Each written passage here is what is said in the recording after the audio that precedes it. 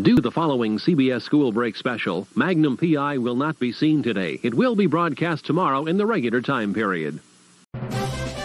Word Balloon is brought to you by the League of Word Balloon Listeners. This episode of Word Balloon is brought to you by AlexRossArt.com. Alex is a brand new graphic novel coming out from Marvel and Abrams Books. Fantastic Four, Full Circle. It comes out September 6th. It's a rainy night in Manhattan, and not a creature is stirring except for the Thing, Ben Grimm. When an intruder suddenly appears inside the Baxter Building, the Fantastic Four find themselves surrounded by a swarm of invading parasites. These carrion creatures, composed of negative energy, come to Earth using a human host as a delivery system. But for what purpose? And who is behind this untimely invasion? The Fantastic Four have no choice but to journey to the negative zone, an alien universe comprised entirely of antimatter, risking not just their own lives, but the fate of the cosmos. Fantastic Four, Full Circle is the first long-form work written and illustrated by acclaimed artist Alex Ross, who revisits a classic Lee Kirby story from the 60s and introduces the storyline for a new generation of readers. Bold, vivid colors, his trademark visual storytelling, Ross takes Marvel's first team of superheroes to places only he can illustrate. The book also features a special poster jacket with the front flap unfolding to reveal an all-new fully painted origin story of the Fantastic Four. Again, Fantastic Four, Full Circle, out September 6th. For more details, go to AlexRossArt.com.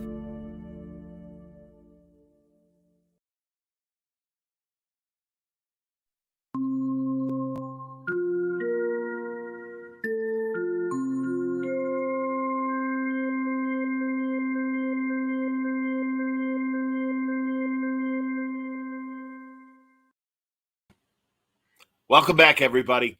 Time again for Word Balloon, the comic book conversation show. John Suntress here. Jackson Lanzing joining us on Word Balloon today. Really great to meet you, Jackson. Welcome. Great to meet you, John. Thanks for having me. I appreciated the smiles as I was playing the Magnum interruption, and also... I loved it. Honestly, I look at that. I think you got a lot of smiles out of me on that Alex Ross Full Circle ad.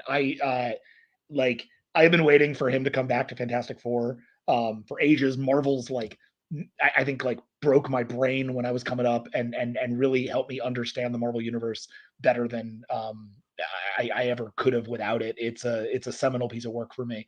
And so seeing him come back, and I mean, just that first issue of Full Circle is so, or I guess it's not a first issue. It's the Thing. Yeah, it's just an OGN, but no. Yeah, right. The fact that it's just there and it's so brilliant. I hope he does more. I hope he continues to write for himself. It's really great to see. Yeah, me too, man. I've been talking to him about it off the air for 2 years and seeing images and just blown away. And I even remember, I'm sure you do too, that treasury-sized crossover between the FF and Superman was so beautiful as well. It was gorgeous. Yeah. He's just but he's trying new stuff with color, which is what really blew me away. The way the color works in that book. Anyway, this isn't a review podcast in Full Circle, but man, I could go on. I love that book. Well, tangents are always welcome on Word Balloon. That's all right. And I got to tell you, the first time I was told about you was San Diego 4 years ago, something like that, 2018.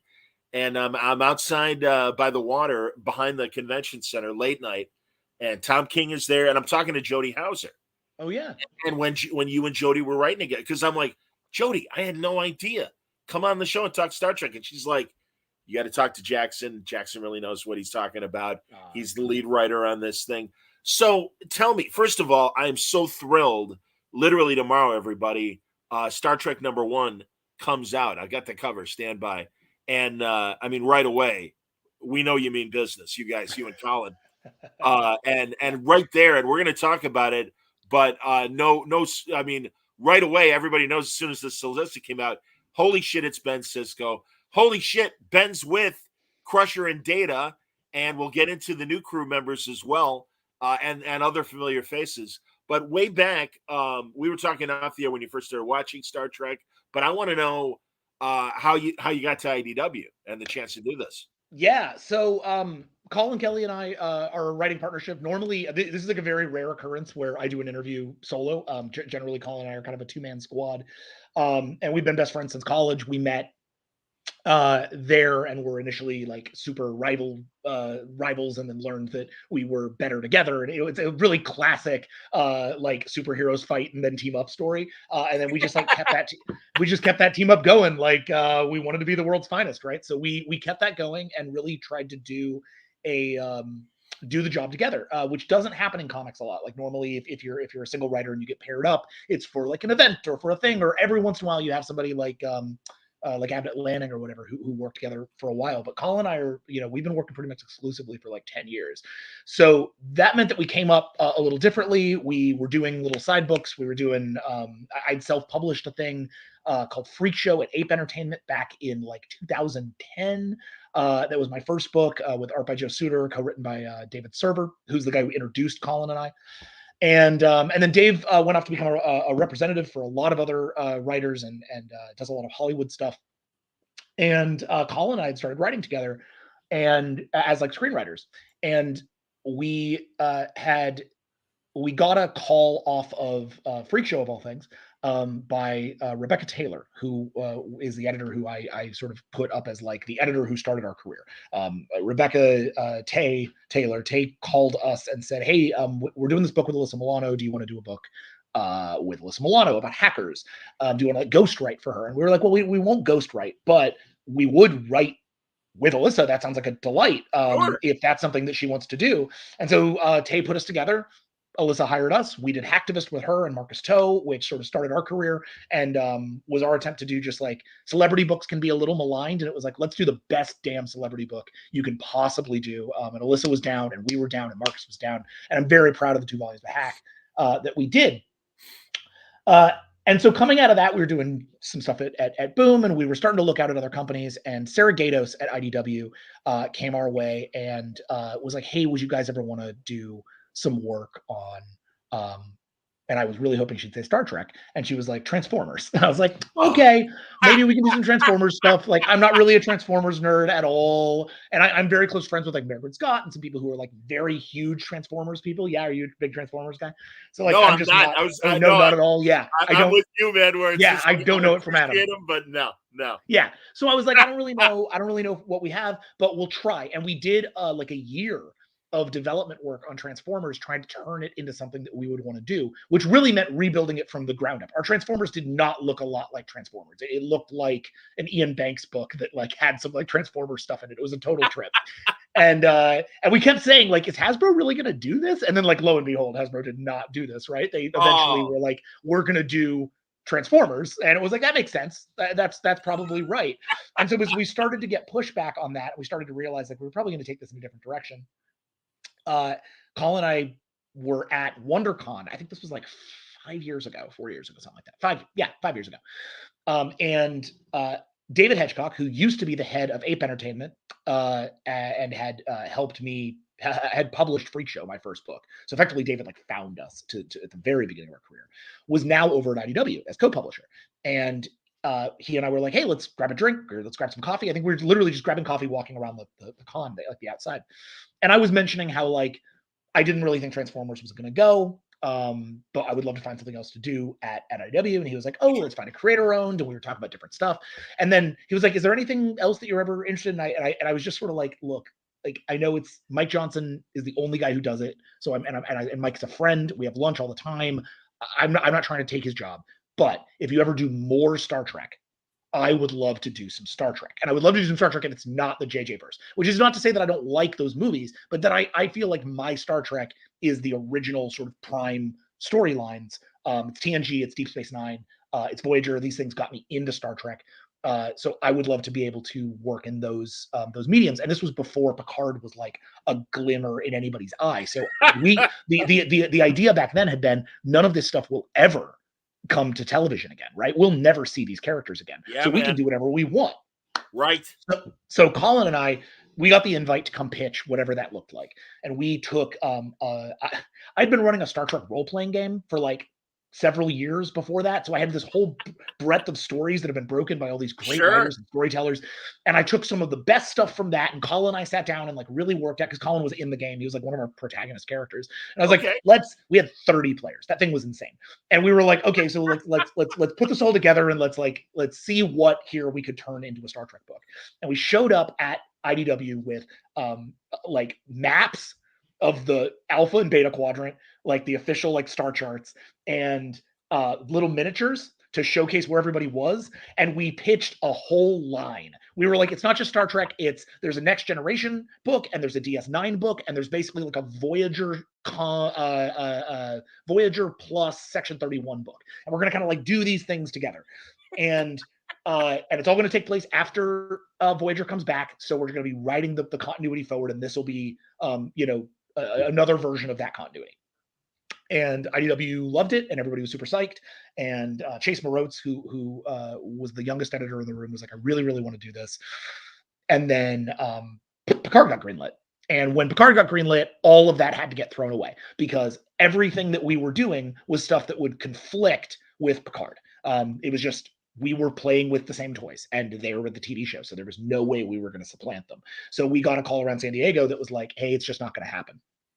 We said, okay, is what it is. It was the idea of doing a book called Star Trek is too much of a dream come true for us anyway. That's fine. We'll keep working and do what we want to do. And we sat and, we continued to work at DC and finished up Grayson and did Batman and Robin Eternal and sort of like did the stuff in Green Arrow and like the stuff we were doing at DC, and waiting around to see like when Star Trek might come to us. And I think it took about 6 months for Chase to email us and say, hey, do you want to do a story for Waypoint? And we got My Human Is Not, a story by Spot, which was our little 10-page story about Spot, Data's cat, that we did with Sonny Liu. And we were so happy with that, how that turned out. And Star Trek was happy with how it turned out. So they gave us an option to, they called us up and said, hey, do you want to do the 5th year of the original series? Don't know if you guys are original series guys. And we're like, oh, we very much are. Yes, 100%. Let's go. Like that's the incredible. Yes. And so we pitched that, and that's how we ended up working with Jody and Brandon and Jim McCann and Paul Cornell and Stephen Thompson, all the incredible people on that book. I mean, if I listed everybody who worked on that book, it would be the whole podcast. It's all good, man. It was incredible. And we got to do a writer's room at the Star Trek archive. And I mean, it was a dream come true for us. It was just absolutely the book we wanted to make, but it was TOS, which is to say it was sequestered away from the rest of Star Trek. Sure. It sort of was its own tone and own feel, and we were really making a Kirk story. So everything was going to come back around to Kirk, and that's really what we were doing. It was that last final year and what it means for Kirk to give up the chair. And we knew we had an end point, so it was very much like, here's 2 years of story. We're going to tell you a story. We have an idea about what the villain looks like and how to make that something that means something in Star Trek, and then we'll walk away, and that'll be our time on Star Trek. And we genuinely thought that was it. So when Star Trek 25 hit. When Year 525 hit, I really thought we were going to exit Star Trek. Okay. We were spinning up Captain America, Sentinel of Liberty at Marvel. We had Batman Beyond over at DC, and we just had enough work to do. Oh, thanks for the covers. We had enough, we had enough work that it was like we didn't need to be like scrounging for a book. So we said, okay, and we did our time on Star Trek. It's time for somebody else to take the reins. And we were also on the Harbinger over at Valiant at the time. And what had happened was our editor on the Harbinger was Heather Antos, famed Marvel editor, just helped launch the Star Wars line over there. Just an incredible, incredible editor, and one who had pushed us to go just as crazy as we could on the Harbinger, and really helped us find a new gear in our own work there. And she suddenly tweets out. She didn't tell us. She just tweeted out like, who do I know in comics who really likes Star Trek? Because like everyone follows Heather. She's like the biggest Twitter following of anybody in comics. So I was like, okay, Heather. And I just DM'd her and I was like, it's us. It's us. We're the ones who love Star Trek. Like, and you're already working with us. And I know that we're supposed to be giving this up, but if you're relaunching the line, I at least would love to see what you're doing with it, because we want to work with you. Which is really the refrain you'll hear from a lot of people working on Star Trek right now, is they started doing it because they wanted to work with Heather. We wanted to work on Star Trek, but like, I was like, man, if we can do it with Heather, that'd be great. Sure. So she calls us up. She says, hey, can we get on the phone? And we're like, yeah, sounds great.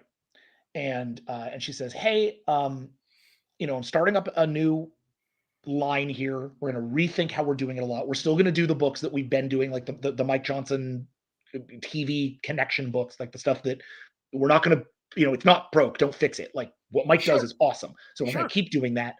But we also want to bring in new people and do new stuff. And I want this to feel like the Star Wars line at Marvel. I want this to feel vital and canon and real and like must read comics for Star Trek. Both for Star Trek fans and for comics fans. If you don't like comics, I want comics that can get you into Star Trek. So what Heather said was, what does a book look like if it's just called Star Trek and it's not the original series? Like, what is that? And Colin and I got a little twinkle in our eye and remembered 7 years ago when we drove to IDW, or 5 years ago, we drove to IDW with those maps, and we were like, and we put together, we didn't use any of that pitch, but we took aspects of that pitch in terms of the sort of the spirit of the thing, that we were going to take and mix and match characters from the various lines to try to create something that felt like a new, vital Star Trek book, something that had something for every Star Trek fan, but that could also act as the launching point for a wider line of in-canon Star Trek books. So we came back with a pitch and we said, we want to do 2 books. We want to do Star Trek. We want to do Star Trek Defiant. And Star Trek Defiant will be your like dark, weird, cool Vader book, and Star Trek will be your big, crazy, cosmic flagship book.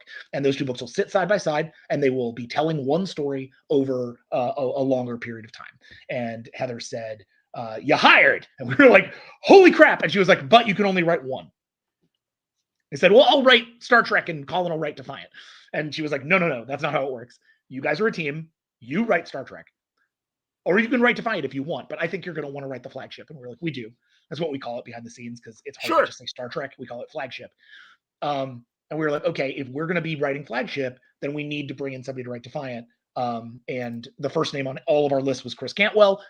He's a friend of ours. He's perfect for the book. He's a giant Star Trek nerd who's been blowing up my DMs for like 2 years trying to ask me how to do Star Trek. So I was like, Chris, come play, man. Come do the book that's like Halt and Catch Fire, but Star Trek. Like, come have fun. And he's killing it. So that's sort of how the book came together. It was really just Heather gave us the opening to be complete madmen. And then when we came in with like a wild swing, she said, "Yeah, go for it," and managed to get Star Trek to agree to driving a new canon forward. And so that's how Star Trek came to be. That's beautiful, man. And truly, when I saw the solicits for Star Trek 1, and like I said, that group, and even just the idea that Ben Sisko is back. Yeah. And oh my God, seriously, man, from page 1, thrilling stuff. It's Ben is back from the wormhole, and has that wonderful reunion with Jake. I will leave that at there, but you will not be disappointed. And also, truly, hats off to IDW, because ever since they've gotten the license, look, dude, I grew up in the 70s when there were a lot of licensed books. There were a lot of shitty licensed books. Let's all be honest. And 100%. Thank God, really, IDW is so great with Star Trek. It seems like Paramount must be happy with what they're doing, because it's been like 10 or so years, and everything they're doing seems to be right.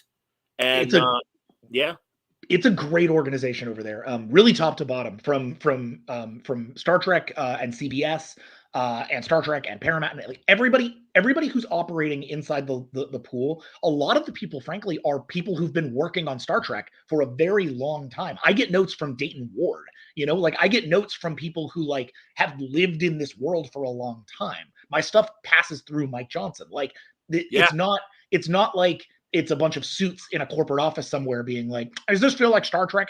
It's a bunch of Star Trek writers and people like John Van Sitters who bleed Star Trek.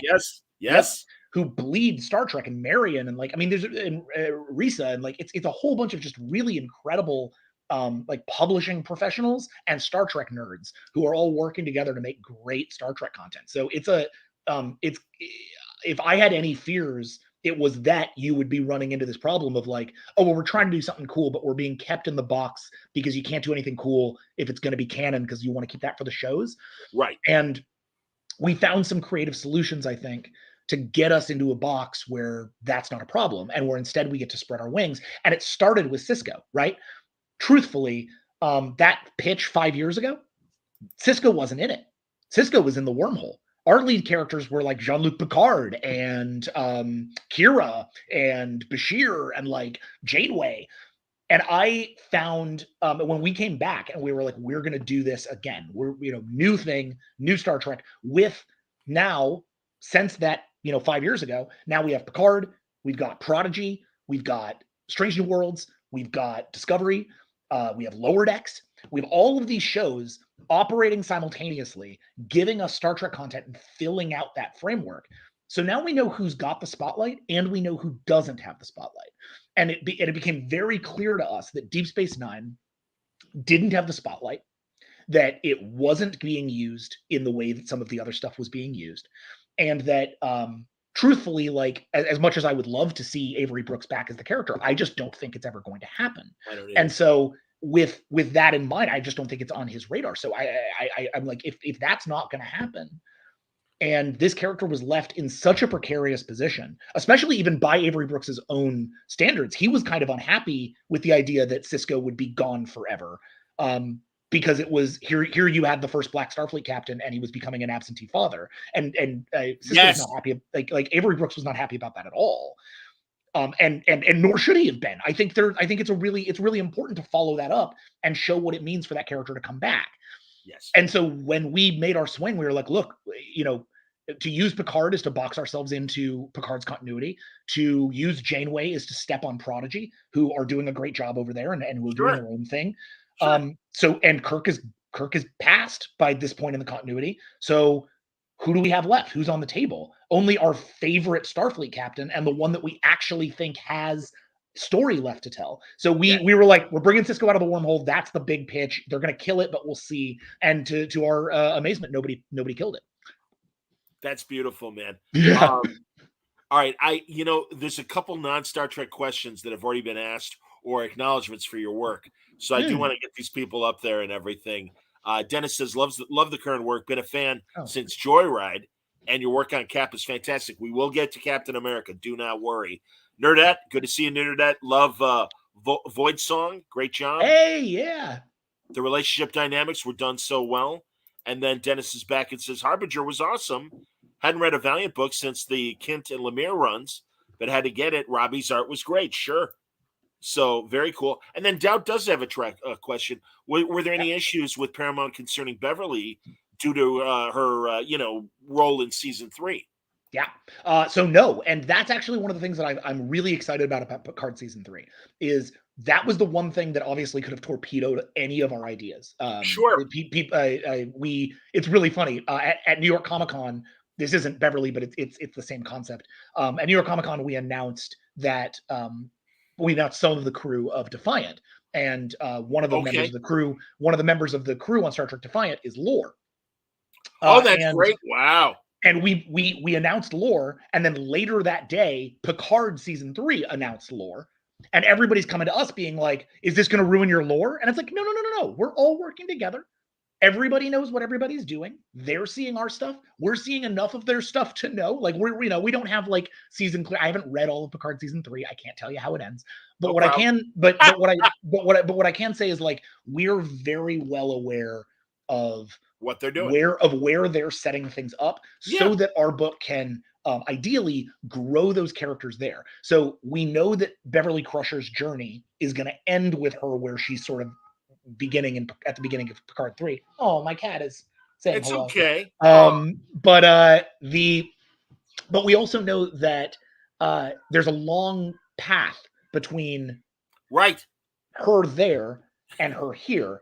And this gets to be the first step along that journey. So it's not going to conflict at all. It's a very different story. In that story, I think they've made it relatively clear, like Crusher is, the thing that pulls Picard into the mystery. Like she's taken by the villains, and that catapults them into the story. In this story, she's putting herself, I kind of like it. It's her agency. She's putting herself into the story because Benjamin Sisko is coming out of the wormhole with this like mission from the prophets. And if Starfleet's going to back that, they need somebody who's there to like literally be like, are you still human?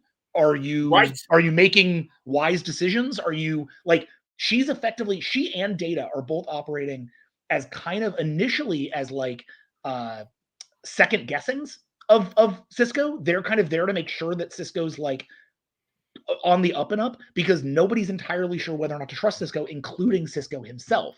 And then the story of how these people who start almost as like controllers become supporters and become how this crew becomes family is a big part of what we're doing, at least over the course of the first 6 issues of Star Trek, because these people all come from different families. And so when they all come together, they're not going to all immediately be like Star Trek bros, high five, and we're all family again. Like it's much more like a workplace. And starting to find a way to turn that workplace into a family has been a really fun part of the process. I just love the idea that yes, Ben is back, but not on the most surest footing, because he has been living on a different plane of existence 3 years since what you leave behind.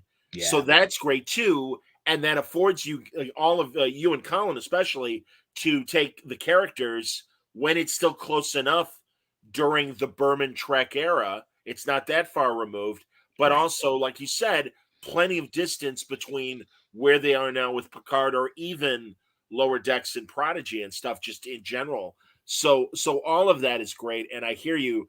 The reasons why Data and Crusher are there specifically are intricate to the story. We won't say, but it's another great scene. I mean, that's the thing, man. Obviously, you guys get it, and that is all I'm looking for is good Star Trek stories. And I, again, you've already said this, and I was watching a video you did in New York Comic Con, and you're like, hey, this is for Star Trek fans to get into comics, but also this is for comic book fans to realize Star Trek is awesome and doesn't need to be washed over Star Wars or anything else. Star Trek is great as it is. Like I told you, man, I've been reading and watching for pretty much 50 years. That's, old fart. What are you going to do? But it's I have no problem with that, and I'm really glad. The novels have been great, and also the books were able to wrap up their own continuity this year with that amazing Coda story. Did that at all delay, because they went in their own direction? Okay, because they also had no idea that Berman era Star Trek would come back in any form. So they had different paths. Beverly and Jean-Luc get married. They have a child. And everything that happens to Wesley, everything that happens to all of the iterations of DS9, Voyager, and the like, they're all impacted. And we've had 20 great years of incredible books post Star Trek Nemesis, the end of Voyager, the end of Enterprise. And it's great to get into this. So go ahead. Yeah. Feel free. No, and to that point, I just think I'm also a fan of those books. I also think they're really great. I also was following them from the DS9 relaunch on. And obviously, again, I work with Dayton a lot, so I'm very I have a lot of admiration for everything that was done on that lineup to Coda. I think one of the cool things that we're being given the opportunity to do, it's sort of we're the lucky ones in this particular scenario. And I'm well aware of that, because as that continuity wrapped was just as we were coming in to say, okay, we're going to do these, and we're going to do these in the canon. So Star Trek, everything that's all the TV stuff is going to the Star Trek Nexus. Yes. So are we. Yes. And anything that we do is now stuff that they can pick up into TV, and anything that TV stuff does is something that we can pull down. So we aren't stuck in the trap. Well, they didn't know it was a trap. It was 20 years of good luck, frankly. Great novels. Absolutely. But we're now free of the sort of uncertainty of, is this coming back? It's back. So now that we know it's coming back and people are playing with these toys, we're getting to come into a really specific period of history that they can't shoot, right? This is a period of history that just can't be shot. The actors are too old now. Right. So we're actually pre-Nemesis with this book, right? We are after Voyager. Oh, wow. We are pre-Nemesis. That's why Data's around. Okay. Yeah. If we weren't pre-Nemesis, Data would not be there. So we are pre-Nemesis. Our book takes place about a year and a half before Nemesis. And so as we get to, if we're lucky enough for this book to run as long as we would like it to, we will eventually meet up with Nemesis. And then the book will really fundamentally change. Not only because we'll be moving into Lower Decks' sort of period of continuity, and we'll have to be really thoughtful about how we're doing that, but also because certain characters will be off the board, and the thing will be shook up, and things will just kind of change. But we got very lucky insofar as Star Trek was in the mood to do what Star Wars has done with comics for now some time, which is if you're going to create a character like Black Chrysanthemum, and then Black Chrysanthemum's going to show up in the shows, right? That pipeline exists. And that pipeline really hasn't existed between Star Trek novels and the Star Trek TV shows. And we're really hopeful that these comics can become that for Star Trek, where it's a place to sort of, it's like a farm team for creative concepts, for aliens, for characters, for new kinds of stories as we start to spread out what Star Trek looks like. Hey, man, that's the ambition. Wow. And what an opportunity for you and Colin and Chris to grow those sort of ideas. I already got a comment, and of course, we'll be able to talk about this, and I wanted to, but Dot was wondering, are the two characters in the background on the cover new characters you created or characters from the show? I know the answer. Feel free to answer. Yeah, let's put them up. So these two new characters are in some ways new characters and are some ways callbacks to the shows. We wanted everything in Star Trek to feel, by which I mean flagship, right? We wanted everything in Star Trek, this comic, to feel like something that was pulling from somewhere in Star Trek continuity. So we have, a lot of bridge characters from the shows that are contemporary to us: TNG, DS9, Voyager. We even have a TOS character on the ship, right? Yes, you do. But that still leaves a lot of shows left on the plate. That leaves Discovery, that leaves Strange New Worlds, that leaves Lower Decks, that leaves Picard, not really because of the way that Picard functions, but maybe Picard, and then obviously leaves Enterprise. So the first one, let's talk about the Andorian there in the back in that totally dope new dress uniform. That is Ensign Lily Sato. The last name is familiar because she is the great granddaughter of Hoshi Sato, the original communications officer on the Enterprise and the inventor of the Universal Translator. We figure basically that's created a long line of Starfleet officers who go into comms. It's basically like being part of a family of diplomats or a family of Air Force pilots, or just like anybody who does. Classic military. You end up with these classic military families. Absolutely. And so this was, I thought, a really nice chance to frame a story around somebody who she's been like that. She looks like an Andorian because the family has intermarried with Andorians.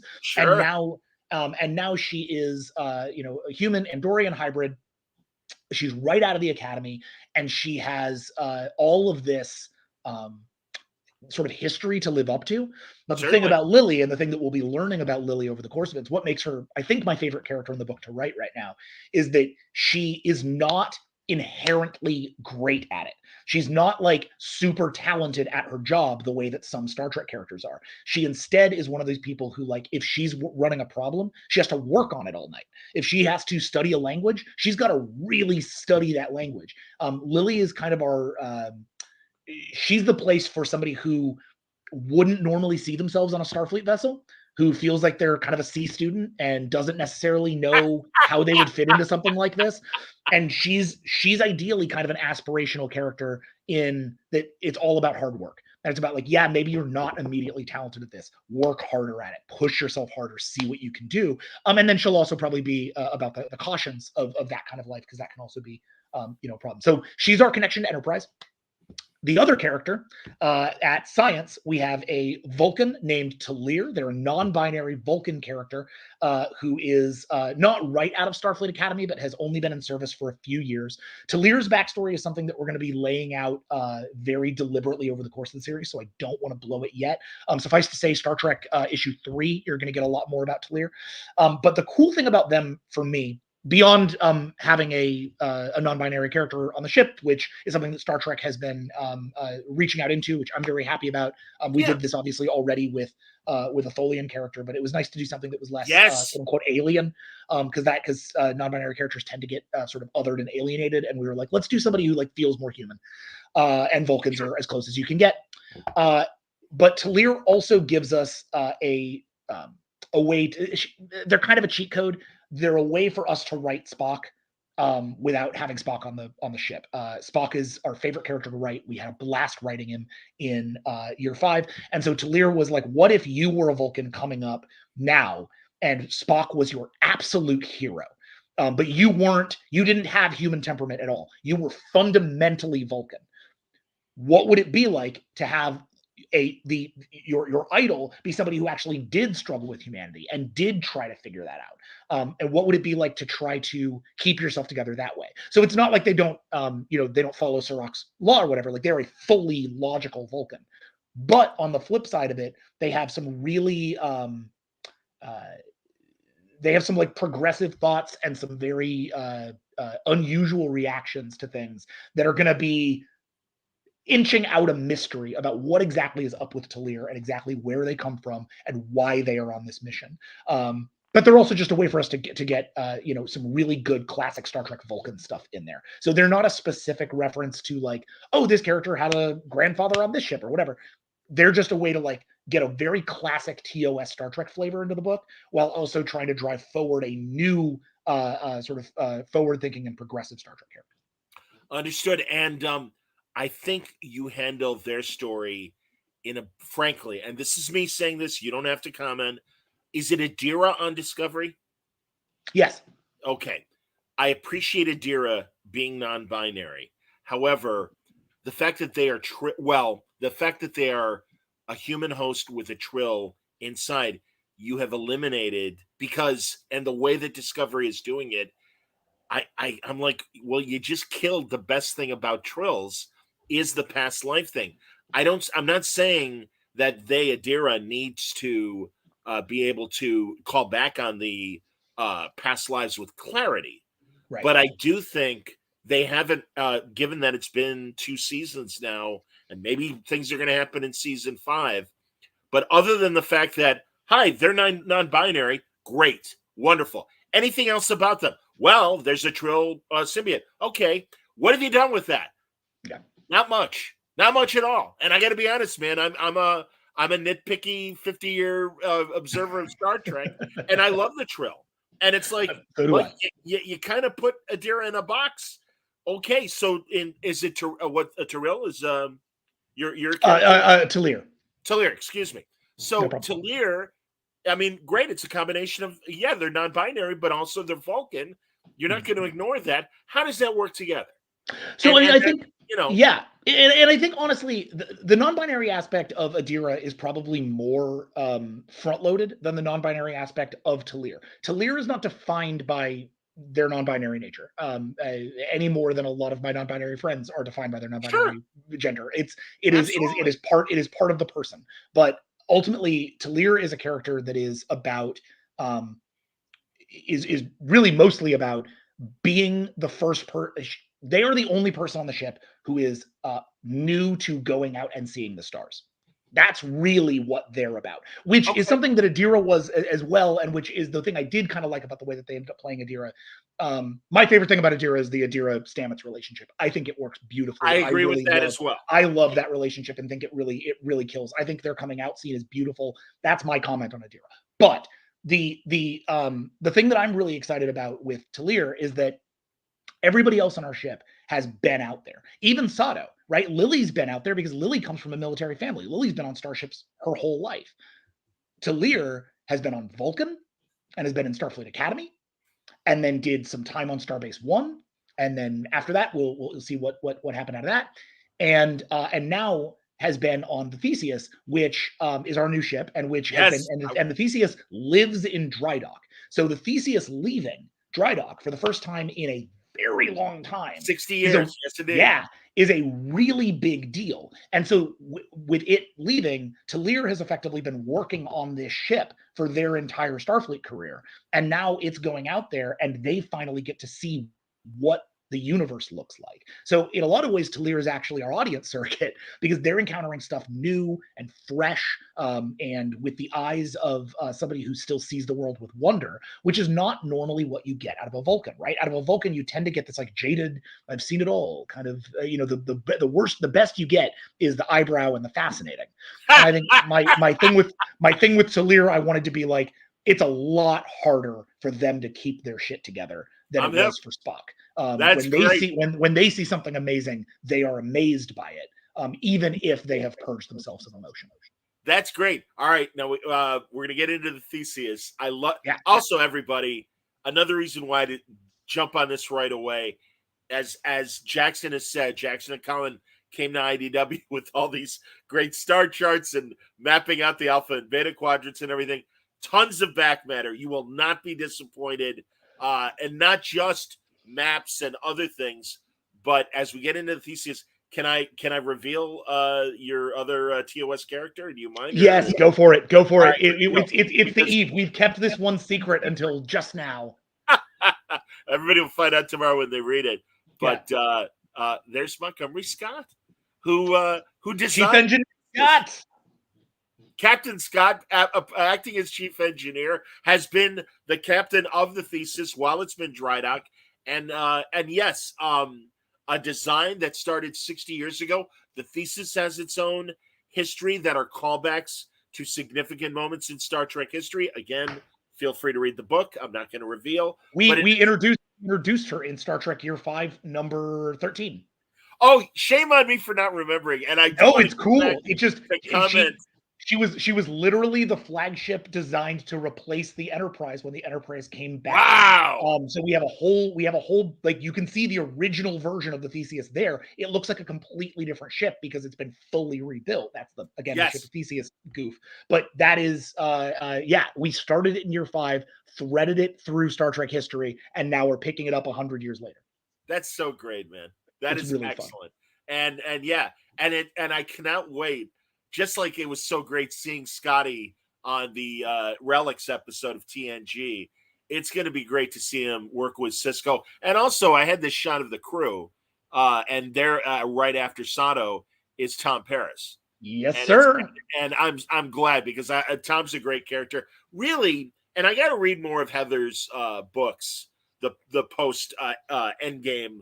Ironic, of course. We all think Marvel with Endgame. Voyager was there first with Endgame.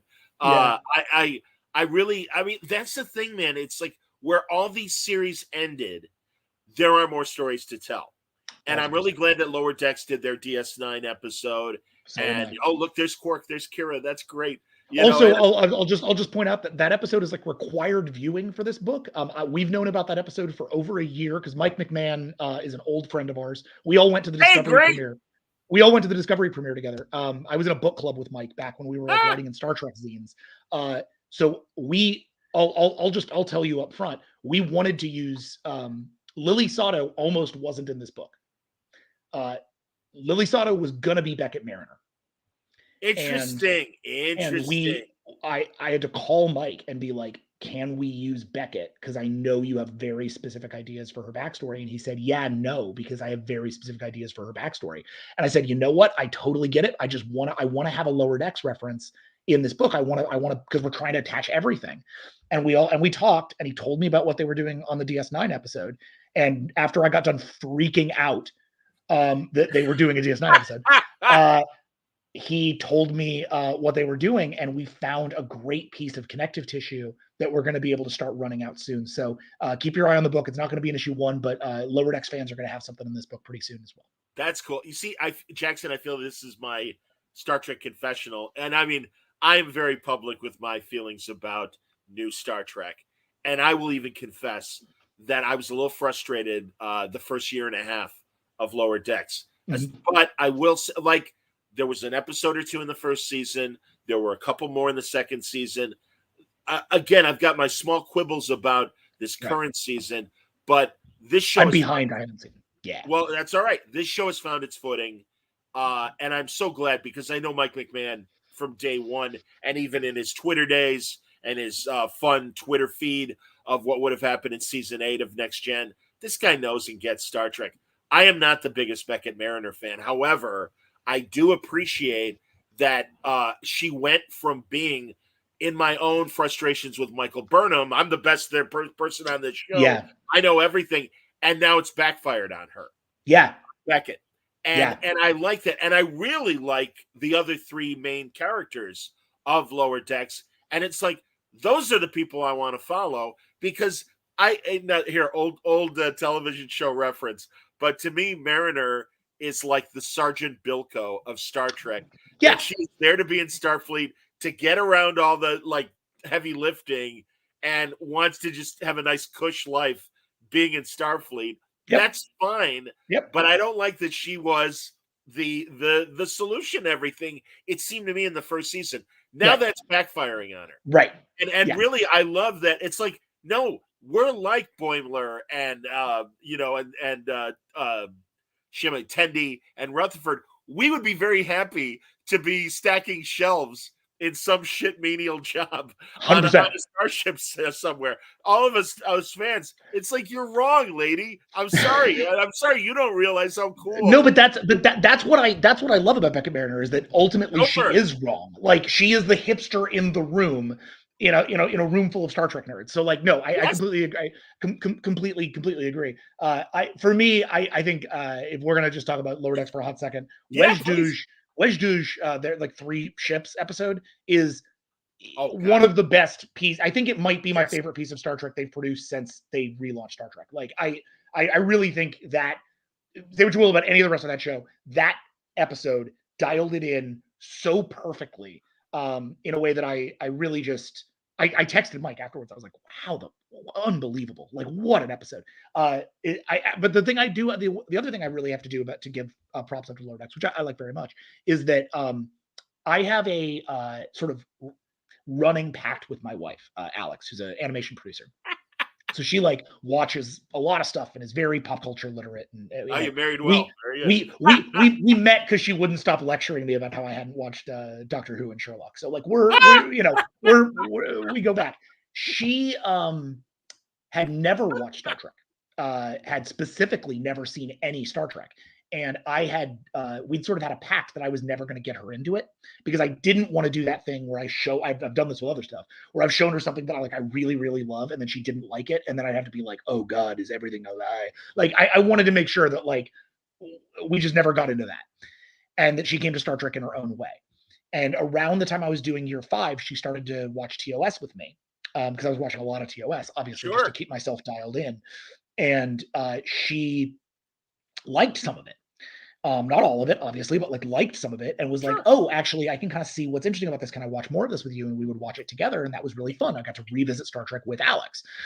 And then Lower Decks popped up, and we were like, hey, she was like, hey, like, why don't we watch this new, it's animation. I work in animation. She knows Mike. Like, we have some other friends on the show. Like, let's watch Lower Decks.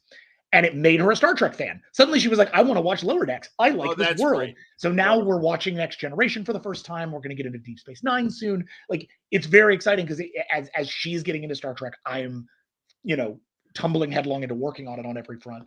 So it's been a really nice way to like reconnect over Trek. 100%. And also, I have had that same sensation of being in a relationship and introducing someone to whatever nerd show it was, and seeing that fresh perspective. And it likely will inspire some ideas for you and Colin and everything moving forward. Already has. No doubt. Absolutely. No, that's wonderful. And truly, I mean, again, Word Balloon listeners and viewers know that, I mean, I come every week to any new Trek show and go, well, maybe I'll like this one a little bit better. I won't deny that Discovery is more disappointment than fun for me. But every now and then it's like, all right, that one was good. I like that, whatever. Picard, I have nothing but hope. And for season 3, my good friend Rob Burnett, who is another lifelong Star Trek fan, only a couple years younger than me, has had his issues with New Trek. He has been very vocal, and luckily Terry Metalis is cool about it, that he has seen season 3. Well, Terry gets it. And that is what I have gleaned from watching him on panels and hearing him on podcasts, and his own IDW miniseries from 9 years ago that he did with, just like I'm assuming your thing with Alyssa Milano, Brandon Braga's name was at the top of the story. Sounds like it was really Terry's story. That's fine, because it was great. It was a great Borg story, a great TNG story. And it's like, this guy gets it. And again, Rob is, and like I said, Rob gets even more nitpicky and critical than I do. And he's like, everybody, season 3 of Picard's going to be great. So that is wonderful to hear. And I can't wait. And the teaser that they dropped at New York was, I'm psyched. The Titan also looks rad. I'm psyched. Yeah, and I got to meet face to face Gates for the first time at awesome. Fan Expo Chicago, and she could not have been cooler. And I said the same thing. I'm like, hey, it really, I mean, this is obviously prior to the trailer. I'm like, it really seems like Terry Metalis gets it. And she's like, I cannot tell you how much I'm excited for people to see season 3. And I've seen her in San Diego since, and New York, and nothing but positives. And then I got to interview Frakes on Word Balloon back in the spring, and that was so great. And I'm such a fan of his on so many levels. I met him years ago at an Orlando convention, and he was telling me back when he was a breaking in actor, when Marvel would have people in costume show up at public events. He used to be in the 70s Captain America. So really, should you ever get the chance to meet Jonathan, you gotta get the Captain America. Exactly. I'm working on it. I'm working on it, man. We have several friends. We have several friends in common, and people who keep being like, "I gotta get you and Jonathan Frakes in the same room." I was like, "Yeah, man." My Jonathan Frakes story is very easy, which is that whenever Marcus Toe, who was our writer on or our artist on Joyride, he's done some Star Trek Next Gen stuff in the past. Yes. And when he draws Jonathan Frakes, he just draws me. I guarantee you, just look at his Jonathan Frakes. That's great, man. I know he's trying to draw Jonathan Frakes, but I think I've incepted him into thinking of me when he thinks about it. Because he draws me. I'm in Star Trek as Riker whenever Marcus draws him. So if we ever get Marcus to come on and do some Star Trek with us, I'm gonna write Frakes in. Gotta get Riker in there. Will we see other beyond the crew that you've assembled? Yeah. Or Star Trek? Will we see other characters? I mean, already 1,000%. I can tell you, yes. I mean, obviously, right at the end of Star Trek 1, and again, it's already been publicly announced, so I don't feel bad spoiling this. But the cover for issue 2, beautiful J.K. Woodward cover, and there's Worf and Cisco back together again. That is great, and Worf all in Klingon regalia. Because of course he's the ambassador to Kronos. And which has not been working out for him as well as he might have hoped. We're really excited to bring Worf in. He's if Cisco's my favorite captain, Worf is my favorite character.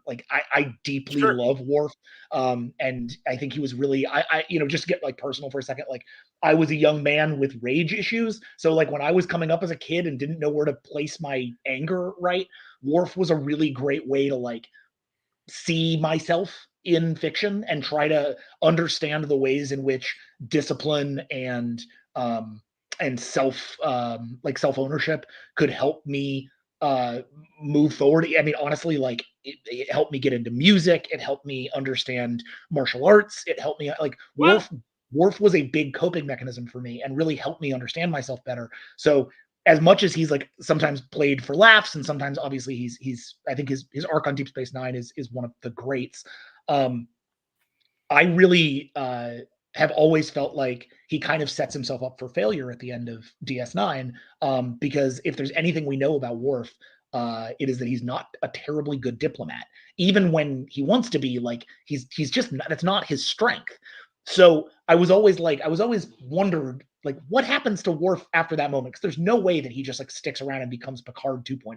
There's just no way. But he's also done there's some stuff that he does in DS9 that very specifically underlines he will never be a Starfleet captain, right? I know they're always pitching Captain Worf stories. Okay. But there's that thing in Deep Space Nine. I can't remember the name of the episode, but there's an episode where effectively he saves Sisko's life. But he does so against all Starfleet regulations. And he gets back, and Sisko has a conversation with him where he's like, I have to put this in my report, and that the fact that you broke these regulations means that you will never be considered for command. And Worf is like, yeah, but I had to save your life. And Sisko's like, I appreciate that, and I appreciate that you did it, but I hope you know that what it cost you. And the other side of the coin on that is, as Worf is too good of a Klingon for the current political environment of the Klingon Empire. Yeah, again, buddy, we're on the same page. 1,000%.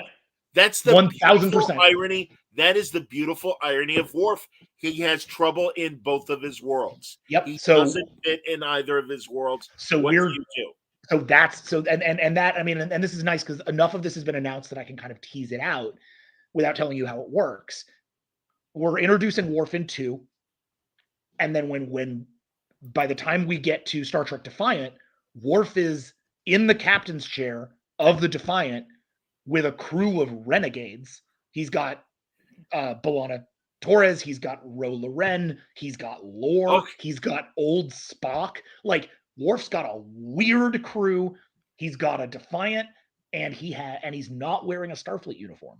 And he seems to have stolen the Defiant. So the question is, like, what happens to Worf? What takes Worf from where we left him at DS9 to finally getting that Captain Worf series that everybody's always asking for, which is what we're giving you in Defiant, right? That's what Chris Cantwell's doing. That's great. So if that saga is like, we haven't even started that yet, right? But that's going to be a big part of what we're doing over the course of the first arc of Star Trek. We're bringing Worf in, so you'll definitely see some other characters that you love. I think they've shown the covers for issue 3, so I think I can say, like, Q's showing up in issue 3. And that's a great place where we can connect directly to Picard, because we know that character is dying by Picard 2. And our whole story is about somebody going out there killing all of the sort of high-level Kardashev species of the Star Trek universe. So there's a little bit of connective tissue that we can start to look at to say, how does this book connect to this show in a fun little way? So we're going to be dealing with some Q stuff and hopefully digging a little deeper on the meanings behind some of the stuff in Star Trek Picard 2. And then going into the end run, we're going to bring in a couple more familiar faces. But honestly, the first arc is really going to be mostly focused on this crew, on making sure that Sisko has great beats, that Data has great beats, that Beverly has great beats, that Tom Paris has, like, every one of these characters, Scotty, Lily, Talir, everybody's got to be having great moments. They all have to have that time to shine over the course of those first 6, so that you as a reader, if for no other reason, so that you as the reader know everyone here is vital. Everyone's a character I want to follow. Everyone's a character that belongs here, and nobody's here just because, like, we were geeks and had to throw them in because we liked them. Like, this isn't a story that we're doing just because we're Star Trek nerds. It's a story we're doing because we want to tell a damn good story, and ideally showcase our favorite stuff about Star Trek to an audience who either knows it or who doesn't. And I really, really hope that this book does bring some people to Star Trek. I don't know how likely that is, but I genuinely hope that it does, because that's what it's designed to do. Well, and again, the toughest job that you have, Colin, Mike Johnson, my favorite, including Dayton Ward, my favorite Star Trek writers. I've had Michael Jan Friedman, who's written, several great Star Trek comics and as well novels and stuff, is walking between the raindrops, but making stories that matter. Yep. And it isn't just fan service. And man, again, and this gives me an opportunity to call back year 5. You guys nailed it. And really having a great Tholian story as you did as your connective tissue, but like in particular, and it's so funny because literally right before I started talking to you, I was watching on Paramount Plus the Sigma Iosha piece of the action. Oh yeah. And you guys going back to the planet in year 5, because there's that dangling storyline of, oh shit, McCoy leaves either the tricorder or the medical tricorder. It's the tricorder. Yeah. And of course, what have the Iosians done now, having Starfleet technology and a semi-awareness of what Starfleet was in the TOS moment, and then see them a couple of years later and what they've done with that. All the credit to Brandon Easton on that one. That one was Brandon came in with that pitch. I actually had it on my list. I was like, I hope somebody pitches a Return to Sigma Iosha. And Brandon walked in. He was like, I've got a Return to Sigma Iosha. I was like, yes, hell yeah, let's go. Wesley Jones is, hey, Wesley, I noticed that you are now part of the League of Word Balloon listeners and are supporting me through Patreon. I appreciate it. He says, I'm all about the return of Sisko, and 400 was my first Star Trek book. Super hyped for the line. Do I need to read anything previously? No. I would say that if you want to read Star Trek Year 5, you should. All 4 volumes are out. I'm really, really proud of that work. And there are aspects of it that echo into our book, but it is not required reading in any respect. No, ideally, there is no required reading, including the shows. Like, truthfully, the book is designed so that you can step into this and ideally get caught up on Star Trek by page 3. We do a thing I'll sort of spoil because I think it's useful. I'm probably going to post it on Twitter tomorrow anyway. We have these data pages, like Hickman uses in the X books, or Gillen uses in Eternals. And I know these guys as people now, and I still can't get used to calling them like Kieran and John. They're just my idols. I don't know what to do. But those those books do this really great thing where it's like, oh, if you don't know X-Men, here's some information about X-Men. So what we do is on page 3, before you ever meet Jake Sisko or head into Deep Space Nine, we're with Sisko for the first 2 pages, with Ben for the first 2 pages, and then when we step in, page 3 is an article by Jake Sisko that ideally recaps everything you need to know about Star Trek while giving you character context for Jake and Ben, which ideally is all anybody needs. We'll get you up to speed on everybody else eventually. If you understand that there is a young man and he lost his father, and his father hasn't been back in 3 years, and this kid's life has been sort of taken over by the arc of history, and here's what that history looked like. As long as you know that, and then we know that that kid's father is coming back, that's really all you got to know. In terms of required reading, just read the book. But read Star Trek Year 5 because it rocked. I'm really proud of that book, and everybody did such a great job on it. No, you guys nailed it. Hey man, truly, I'm a crusty, cynical old man. The one, and when people keep saying that, but this is a very nice conversation. When younger people get the feels for something they watch, in fact, maybe your wife had that moment in Power of the Doctor on Sunday when Jodie Whittaker wrapped up her arc as the Doctor. But The Visitor in DS9 is such a powerful episode. I lost my father young, and truly, when Tony Todd as old Jake says, "No, not only do I need you back, but that kid needs you back. He needs you, man. That's why I'm doing this." And it's beautiful. And it really is. It moves me to this day when I watch it. I even have a couple tears in my eye right now, even talking about it. But I won't deny that's what's great. That relationship is so important. It is so great that it is up front and center at the beginning of your story. And as much as I know Ben loves Cassidy, and she is the new love of his life, and of course his love for Jennifer, his first wife, his first word is Jake when he's coming back to the corporeal world. And it's like, yeah, man. And it's just like Wally West and Barry Allen hugging in that issue of Reboot of like, how can I thank you? It's like, no, man. And also it was great to learn retrospectively retroactively that Ebony and Jet magazines, while Deep Space Nine was on the air, was like, hey, you want a positive black man and black son, father and son relationship? DS9's nailing it. And I got to meet Avery Brooks at a Wizard Chicago convention. And dude, I mean, I've been a fan since Spencer for Hire and A Man Called Hawk, because he was the quintessential Hawk. And I really wanted to buy him a drink. And in that great Avery Brooks voice, I felt like Jake Sisko. He puts his hand on my shoulder. He's like, John, you don't have to buy me a drink. We're having a lovely conversation.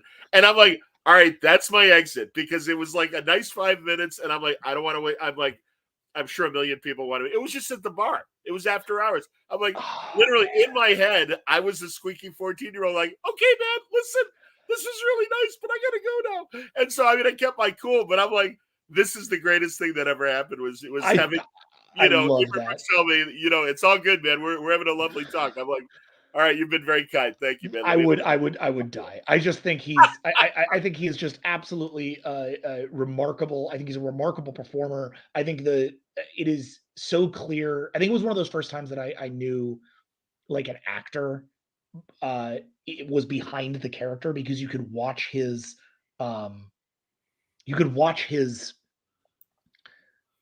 development of Sisko and his development of the visual language of Sisko, the way that Sisko dressed, the way that Sisko's hair worked, the way that Sisko's beard worked. You can watch as he dials that in until he feels like the character, and then suddenly the character starts to spill out of him in this way that in writing Sisko, it's actually been very interesting, because I found it much easier to nail. I say this like I did, but I think at this point, Year 5, enough people have told us that they liked it that I feel comfortable being a little bit proud of it. That we like nailed like Shatner or Nimoy. Those are voices that felt like they were like second nature to me. Data, second nature. I can write a Data scene like that. I can know what a good Data line is and a bad Data line. I'm getting there with Crusher. Scotty, I've always had. Like, there's certain characters that you're just like, oh, I can just do this.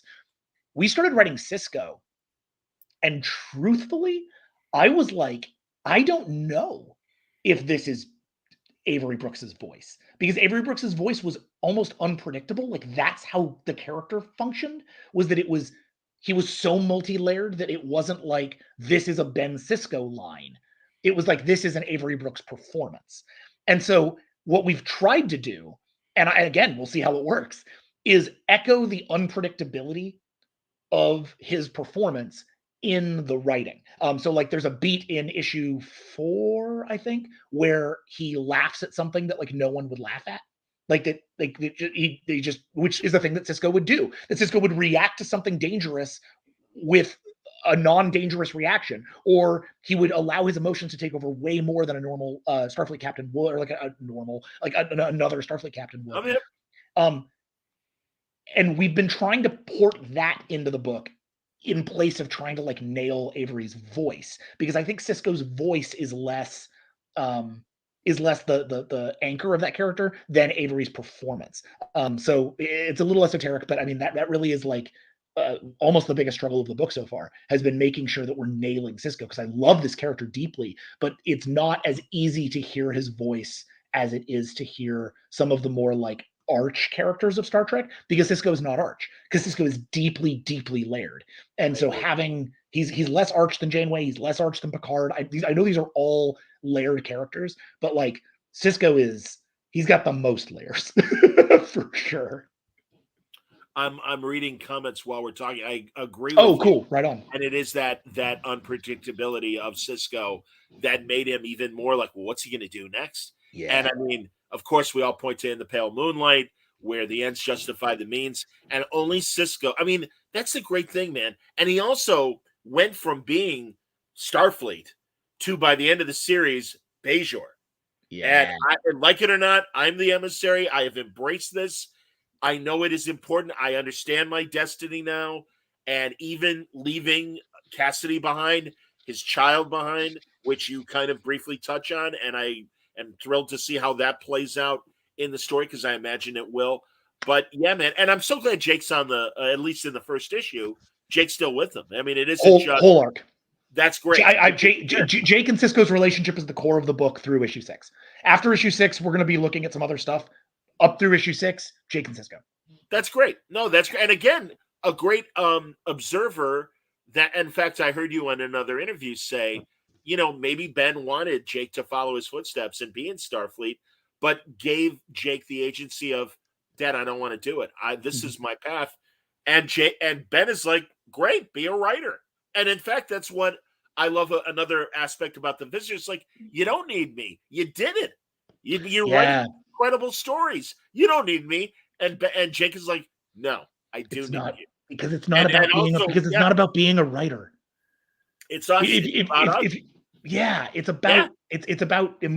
about the two of them.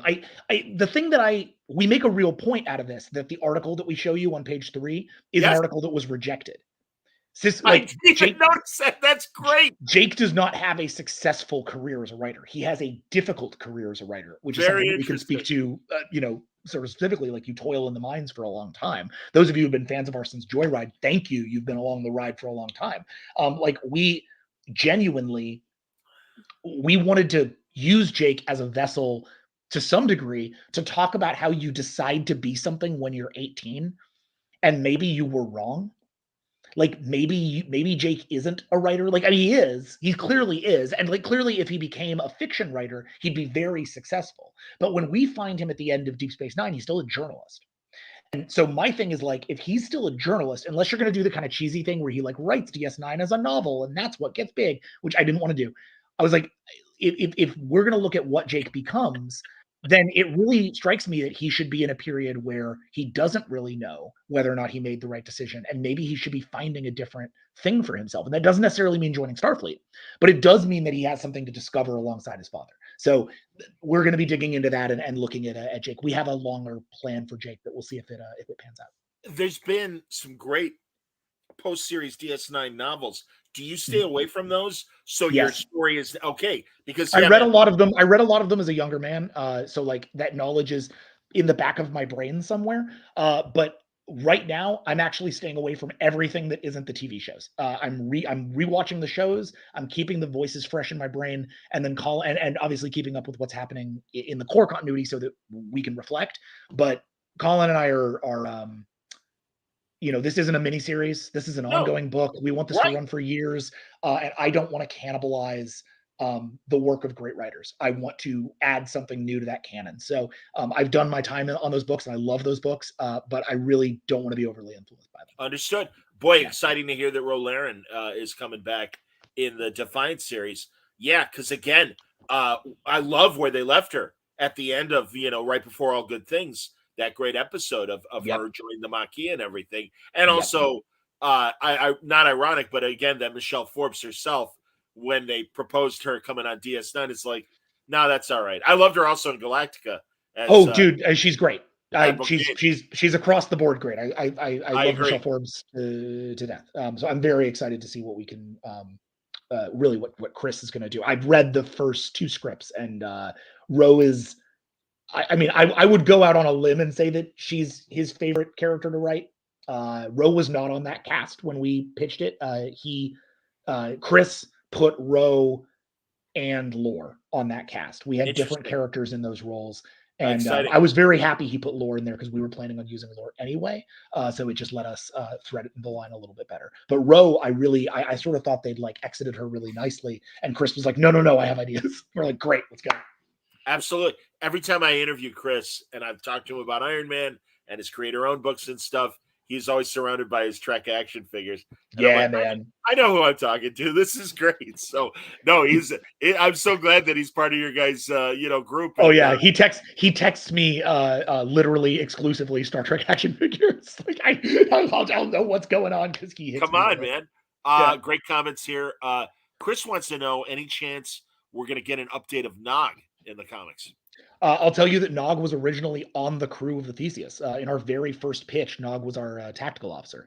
And the way that we adjusted, we basically realized we were leaning a little too hard on Next Gen and DS9, and we needed to make room for some other characters. And we had some stuff we wanted to do with Worf, obviously. So as we built out the line, we realized that we were sort of shoving Nog in because we loved the character and Aaron so much. Aaron, I did get to meet before his passing. Oh, wow. Very, very briefly, I went to Cecil Castellucci, the comics writer, good friend of mine. She took me. Yeah. So she goes back with Nana Visitor, and they had tickets to see the DS9 documentary.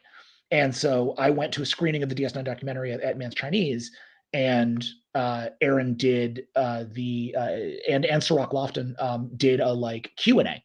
Oh, that's great. Afterwards, and kind of presented it. And I was I was like starstruck. Aaron Eisenberg was a truly incredible ambassador for the brand, on top of being a wonderful actor and obviously iconic in the role of Nog. Nog meant so much to me as a young man growing up. Again, I've already talked about my struggles. Like Nog reflected a lot of those struggles too. Sure. So I really had we have a huge desire to use Nog. The question for us is not a matter of if, it's a matter of when and how. Because if we do use the character, we want to spotlight him, and we want to make sure that we're really giving the character that time that the character deserves. And we felt like we were shoving him into the book because we wanted him to be there, rather than because if he's there, he also takes up a lot of Jake's story space.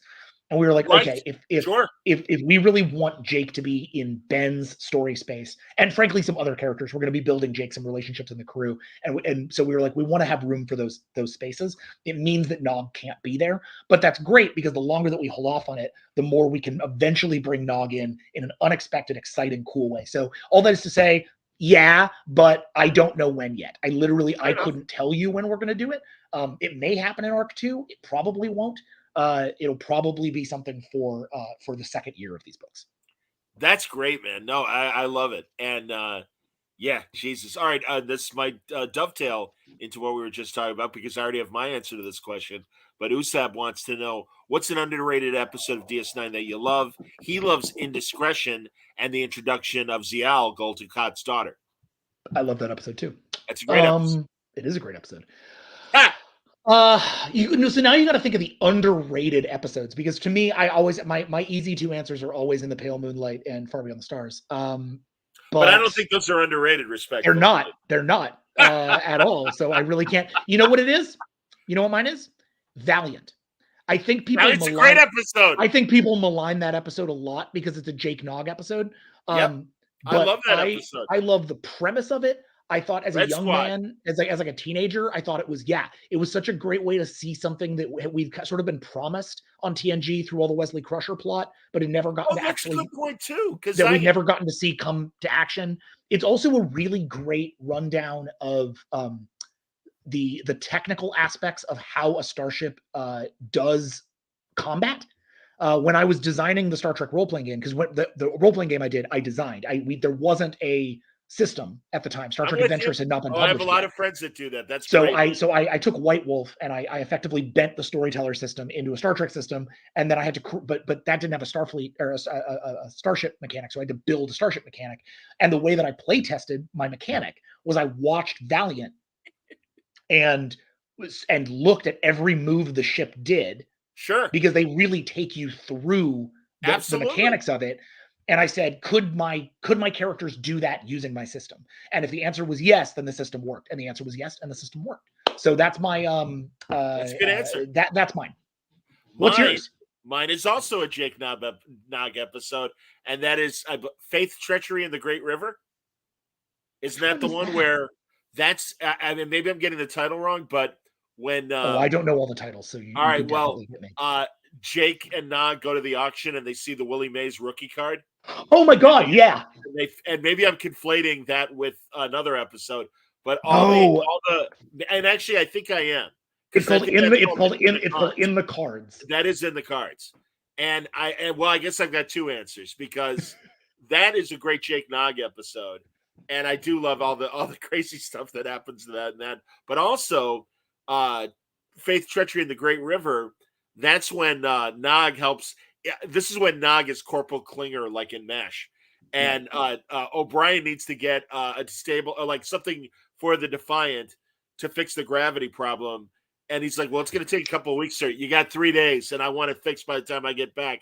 And Nog, in this great sort of game of Starfleet telephone, talks to all these different quartermasters, and well, this guy needs this guy needs that. And at one point, there's a quartermaster who likes to take photos of himself in front of or behind desks of famous Star Trek captains or Starfleet captains. And he's like, he's already got Captain Picard. And they walk into Sisko's office, and the desk is gone. And O'Brien has no idea what Nog is doing.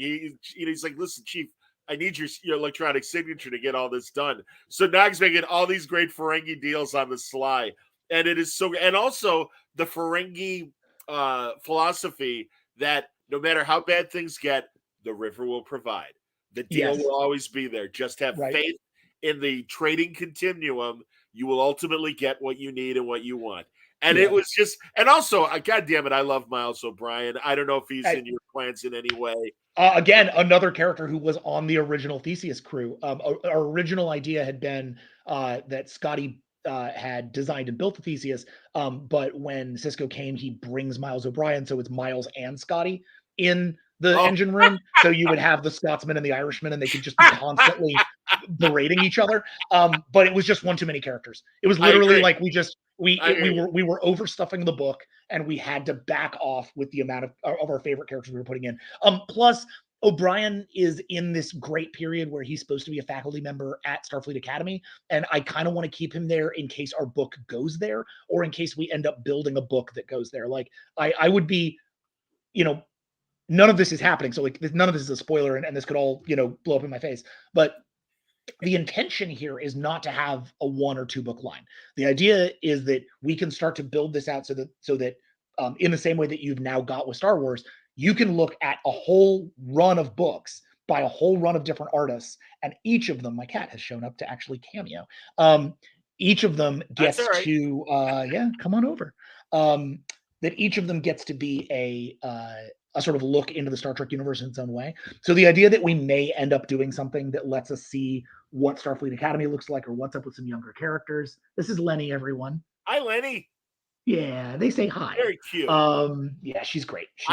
Dude, She likes do to get not in sweat my it, way. Jackson, because honestly, that is one of my favorite things doing live conversations. Is all of a sudden if a dog shows up or a cat Yeah, walks by, that's how it like goes. that's great. No, man. I'm a pet guy, so it's all good, man. But that really is so that we can like Sure. it also keeps us from having to feel like, oh god, we got to shove all the characters in here right now. It's like I know that we want to do something with Julian Bashir. Julian Bashir is one of my very favorite Me characters. too. Me too. I have left him off of these books, like very specifically because when we bring him back, I want to bring him back in a cool way. But like we don't have room for him yet, so I'm not trying to shove him in.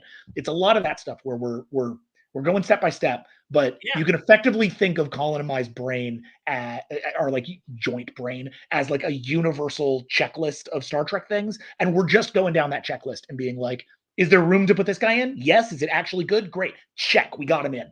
Moving to Does the it next matter? thing. Making it matter and Right. not But if it just, doesn't, right. But hey, if it look, doesn't matter, then like, we're not going to do it. again, I don't mean to pick on Discovery, but hey, she's Spock's sister. Not necessary. Never been necessary. Still, after 5 years, still not necessary. Could have been idea. necessary. Could have been necessary. Not the way. Again, I agree with not you. the way they play it. I love Sarek.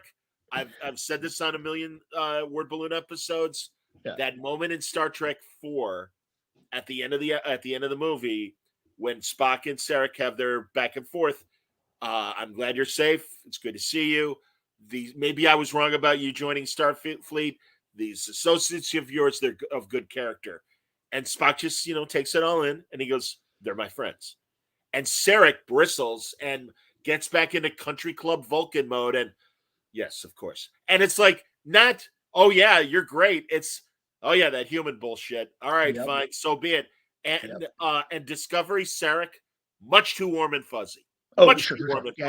Yeah. And it bothers me. And it's like, well, I mean, Discovery's like, and I've been relatively overt about this because I don't badmouth Star Trek a lot. Here's my hey man, that's your meal ticket, and I don't want you to. No, totally. But no, I think that the thing about Discovery that I think is the thing that is divisive about it, and certainly has been a harder part of it for me to get into, is that it is fundamentally touchy-feely.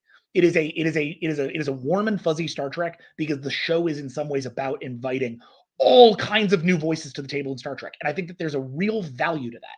And I think the way that the stories have been able to open up these ideas of emotional storytelling and like that it doesn't feel as much like military science fiction as a lot of Star Trek and feels a little bit more like a family adventure show.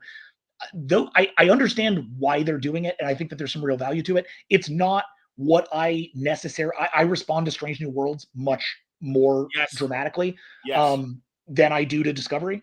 But I do come to Discovery for the fact that there is now my cat is actually moving the webcam, which is lovely.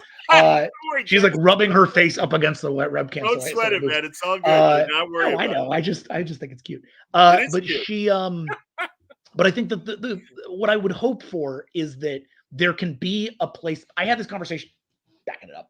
I had this conversation with Bijou Trimble, which is basically the best way to start any Star Trek conversation. I love that intro. So I got to walk around San Diego Comic-Con with her a little bit because she came to one of our signings and we all geeked out. And that's amazing. I just blew my mind to meet her. And the ultimate fan. God bless her. Dude, the reason why she and her husband, the reason why we have season 3 of the original series. Reason why we have Comic-Cons, man. I think Bijou Trimble's the reason we have fan fiction. I think Bijou Trimble's the reason we have a lot of the things that we have. Like, I think she trailblazed hardcore in a way that most people don't give her credit for. And those of us who do probably just like worship at her feet. But she walked around San Diego with me for like 5 minutes after this signing. And she said to me something that just stuck in my brain ever since. Whenever I feel judgmental about Star Trek or anytime where I'm like, oh, I don't really like that particular thing out of this particular show or whatever it is. She was like, a lot of Star Trek fans get in touch with me and they tell me that it's not their Star Trek. And I tell them, good, you already have your Star Trek. Shouldn't there be Star Trek for everyone? Shouldn't there be something that gets them in too? And then they can maybe find your Star Trek and you can find something in theirs and they can find something in yours. And I was like, yeah, Bijou, yes. Like 1,000,000%. So even though like I have a really good friend of mine who's a huge Discovery fan. And they talk to me about this all the time. Like whenever Discovery is on, we sort of have this thing about like, yeah, if we talk, we're gonna disagree probably about Discovery on this point. Not because I don't like Discovery, but just because it's not really what I would do with it if that's what you did, if you gave it to me. But that doesn't mean it's not good, and that doesn't mean it's not interesting, or that it's not. It's just that it's not what I would do. And so it's not what we come to Star Trek for. It's not what I come to Star Trek for, but it is what Absolutely. my friend comes to Star Trek for, and they Totally love it, and understand. they get a lot out of it. So I'm like, all right, I'm definitely not gonna like get on a high horse and try to tell anybody not to watch it. It's just not my vibe. And so I try to sort of carry that Bijou Trimble bit around with me a lot. No, I think that's a wonderful sentiment. And I mean, I know old school original series people that are like, that was my Star Trek, and yeah, I don't care about the Berman era at all. I Yep. came up through the original era, appreciated. I mean, I'm just like everyone else, or many of us in that first season of Next Gen. That's like, I'm still hoping for the best, and there's been a handful of episodes. I don't shit on the whole first season of Next Gen because there is Heart of Glory, there is Long Goodbye, There's a couple good ones. Yeah, no, you literally can, and I've with friends like, yeah, that one's good, that one's good, that one's good. And second season got better, and then they really found their footing in the third season. So no, I so hear you. And again, I would never tell any fans of New Trek, don't watch. I will voice my opinions of what of course. like, and that's fine. And again, that's fine. That's all right. Yeah. But that's honestly, that's what fandom is, man. Like we're 100%. All talking about the thing we love. Doubt wants to know if you've ever released a model for your role-playing game. He found a great Highlander fan-made RPG based on the White Wolf system in the 90s. It was fun to play. So that's a deeper conversation that anybody who knows my history with RPGs will know that I'm it's one of my great shames. I did not publish it. I did take the character sheet and publish it in a zine once that Mike McMahon was in as well. That was again how we met. I published how to create a Star Trek character, sort of character creation, and the character sheet in that zine. So maybe I can make that public. I don't know if I still have that. I could try to find it. What I did was I actually adapted the system for an actual play, like YouTube show, for out of a universe of my own creation called Vast, that I ran for 2 seasons on Geek and Sundry. With a whole bunch of people back then when they were when Critical Role was still in that family. We were the top rated show that wasn't Critical Role. And that's great, man. We did 2 seasons over at Legendary Digital. It was really fun. It was a great way to work with I got to get a lot of my friends on the internet, which was great. Sure. And just got to sort of showcase some stuff. And that was that system. And while that was happening, we got, we had a bunch of fans who called themselves Vastronauts. Love them to death. Thank you, all of you who did that. I made some great friends out of that process. But we got done with that show, and that show got canceled after 2 seasons. And the thing that everybody wanted was a source book. They were like, "Hey, well, you're going to produce a source book for this so we can all play it at home." And the initial idea had been like, "Oh, well, yeah, Legendary Digital will produce that, and we'll do that all together." Because I don't have time to write a whole source book. I'm very busy. And we came down to it, and when the show got canceled, they were like, "We're not going to support that." And I was like, "Well, I just don't have time to write a source book, and I don't want to half-ass it, so no." And then basically, we never ended up publishing how to play it, which I feel bad about to this day. What I can say is that there are things in the works that may allow for that to happen someday, but just not yet. So what I will say is I'll try to post the character sheet, so that'll give you a sense of it. But I've never publicly pushed out the rest of it because it's all very like internal notes, and I would need to make it presentable, which I never did. Jackson, we're coming on 90 minutes, and I don't want to monopolize your evening. I do that. really want to talk about Captain America. Let's do it. We got some time. Go for it. Okay, good. Because like I said, man, I mean, and I don't know how you know. I mean, Christ, Bennis and I will talk for 3 hours. Yeah, I'm perfect. I'm perfectly happy to talk for a while. All right, sounds good, man. Because truly, as you could tell, I look forward to us meeting at a convention and having drinks or whatever and talking much more. And especially, I really want to get Colin on as well. So, that's nice. Here, the Comics Multiverse says it was just did the same thing. He got to meet you and hang out and talk Star Trek in New York. It's great to see you. I'm telling you, as someone who doesn't work for the franchise, I think way too much about Star Trek every day. Every day. Did you ever see that? There's a West Wing episode, and it was kind of a C story where Josh, the assistant head of chief of staff, there's a worker in the White House that kind of like the Whitewater jurist. She wears her Star Trek pin to the White House every day, and he tells his assistant, "Hey, tell that lady she can't wear that anymore. This is a serious place of business." And he interacts with her, and it's great. And it's such a great Sorkin speech. And she's like, you just don't get it. And they keep running into each other. And finally, their last scene together, she goes, Star Trek is all about public service. That's what we do here. And it's a shame that you don't get it. And Josh gets Bradley Whitford. He kind of, let me tell you something. I know what it is to be a fan. I'm a sports fan. I'm a music fan. By the way, I'm also a Star Trek fan. But you know what I don't do every day is call my friends and go, what are your 10 favorite episodes? What are your least 10 favorite episodes? What Cardassian and Romulan would make a great couple? And he just goes through this great laundry list, clearly showing that he knows what he's talking about. And he goes, that's not being a fan. That's having a fetish. And there's no place for a fetish in the workplace. The whole time I'm like, okay, I don't think I have a fetish. However, I'm not that far away. And it ends with, so she smiles and he goes, listen, I want you to be a fan. Let's work together here. And he goes, so I hope you understand, no Star Trek here at the workplace. And then he stops and has a half beat, goes, unless it's a Star Trek holiday. And the worker goes, there's no at the time there was no Star Trek day. She's like, there's no Star Trek holidays. He goes, let's work hard here and make one. And they both smile, and that's the end of the scene. That's amazing. I do not remember that at all, but I love that exists. I haven't watched The West Wing in like 15 years, but I'm sure at the time I was tickled pink. I do not remember that. I didn't remember it. And again, writing, you really have to focus. Doing video and audio editing, I can have something on in the background that I've seen before, and it's wallpaper, or it's instead of listening to music, I'm listening to the audio of a TV show. And that happened. I'm like, I don't remember that. Wait a minute. Yeah. What a trip. That's awesome. So anyway, all right, let's move on now to Sentinel of Liberty and Cap. So what is the conceit of this Cap series? So Captain America Sentinel of Liberty is, so right now the Captain America books are bifurcated. We have two Captain America books. Captain America Sentinel of Liberty with Steve Rogers and Captain America Symbol of Truth with Sam Wilson.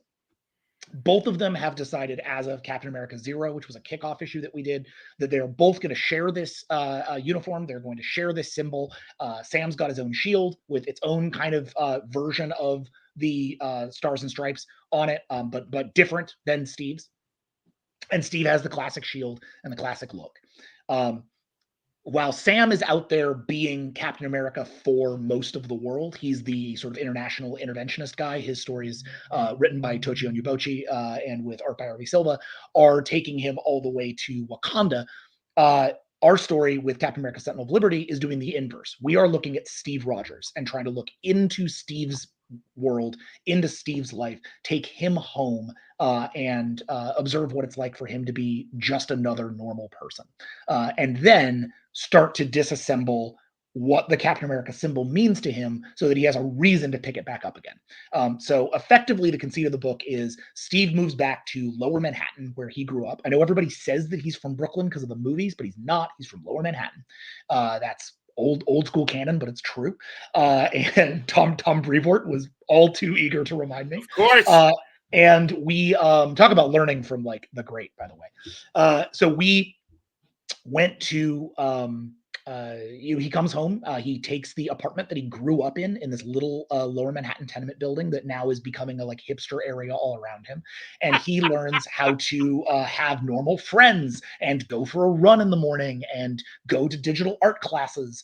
And meanwhile, he's keeping his and talking to his old friends from the war over radio. They have this called Radio Company that him and a couple of a nurse and a scientist that he worked with, as well as one of the like Stan Lee's original Marvel creation, a character named Destroyer. The second Destroyer, Roger Aubrey, is is on that radio with him as well. Oh, that's great. And he's just kind of living a normal life, and he's not really putting on the suit much until the radio company starts to pick up the signals coming out of number stations, which are these, actual things in the real world. These like Are weird they radio like stations that Are these like ham radio? kind of, yeah. Number stations are these weird, unexplained phenomena. You can look into them if you want. They're really interesting. But I'm they a are bro- I'm a- you know effectively. I'm an old radio broadcaster. That's why this intrigues me. Go on. There you go. So number stations are old, generally like Cold War era, but also they go all the way back to World War II. Stations that broadcast series of random numbers and people in like strings of numbers. It's like people saying like 13, 29, 102, and like most of them you do not know why they're running. No one takes credit for them. Generally, the idea is like, oh, they're just relics left behind from old intelligence operations that never got turned off. But there's sort of an unexplained phenomenon. Interesting. That I've been Wow. obsessed. I've been obsessed with for a long time. I think they're very Oh interesting. my god. I'm a Cold War and World War II nerd. This Yeah. is fascinating. Go on. So they're monitoring a number station when they come across or they're monitoring a number station when they come across a really weird string of numbers. It's they find an actual pattern in it, which normally you don't. And they all start to work on it like a crossword puzzle. These four old people, it's Steve Right. and his octogenarian friends Right. all working on this puzzle, and they translate it, and it builds two things. They figure out that it's all lines and vectors, and they figure out that it makes the symbol, the Captain America symbol, the three rings and the star in the circle. Wow. And that in that there are words, and that the words say effectively like 4th of July parade, I think it's like strike on the 4th of July parade. I need to look at the actual words. The revolution, first move. And they're like, well, we don't know what that means, but if there's something going on at the 4th of July parade in New York tomorrow, I gotta fucking deal with it. And so Steve and Bucky go out, and lo and behold, there's somebody wearing wearing a new version of the Destroyer outfit, who is about to blow up the Brooklyn Bridge, like in the middle of this giant parade. Steve and Bucky fight him, take him down, manage to, he seems to know more about Bucky and Steve than he should for being this like young kid wearing the Destroyer uniform. Nobody's sure what the hell's going on. Bucky tries to kill him. Steve's like, no, like we're going to save him. We're just going to take him down, learn who sent you, kid, who sent you. And the guy's like, oh, you took me down. That means I'm already dead. I thought I could take you out. I guess I can't. But I'm about to die. And Steve's like, no, like don't. And he's like, no, you don't understand. Like, I'm already dead. But before I die, I want to see your face when I tell you it's not your symbol, it's theirs. And then his head explodes. And Steve is left with no answer to this, and starts him down a rabbit hole that starts to unravel a secret history behind the shield, the symbol on Cap's shield, that goes back to its forging, that says that it is not some symbol for America, as has been always sort of assumed, but that every line and point and circle in that symbol has meaning, and it is a map to something larger and more vast and more insidious than Steve could ever have imagined that he has a part in. And so as that begins to unravel, we introduce a new villain organization for the Marvel Universe known as the Outer Circle, who are already totally destroying Steve Rogers' life. We just finished up Captain America issue 5, Sentinel of Liberty, which saw a huge impact moment between Bucky and Steve that's going to really fundamentally change their relationship. And then moving forward into 6, we're going to see Bucky Barnes taking on, dropping the Winter Soldier identity and taking on a new identity and taking on a whole new mission as we launch into next year. So we're making some big moves in the Captain America space to try to drive these characters forward into new space. That organization you can see actually on the cover there behind, that is the Outer Circle.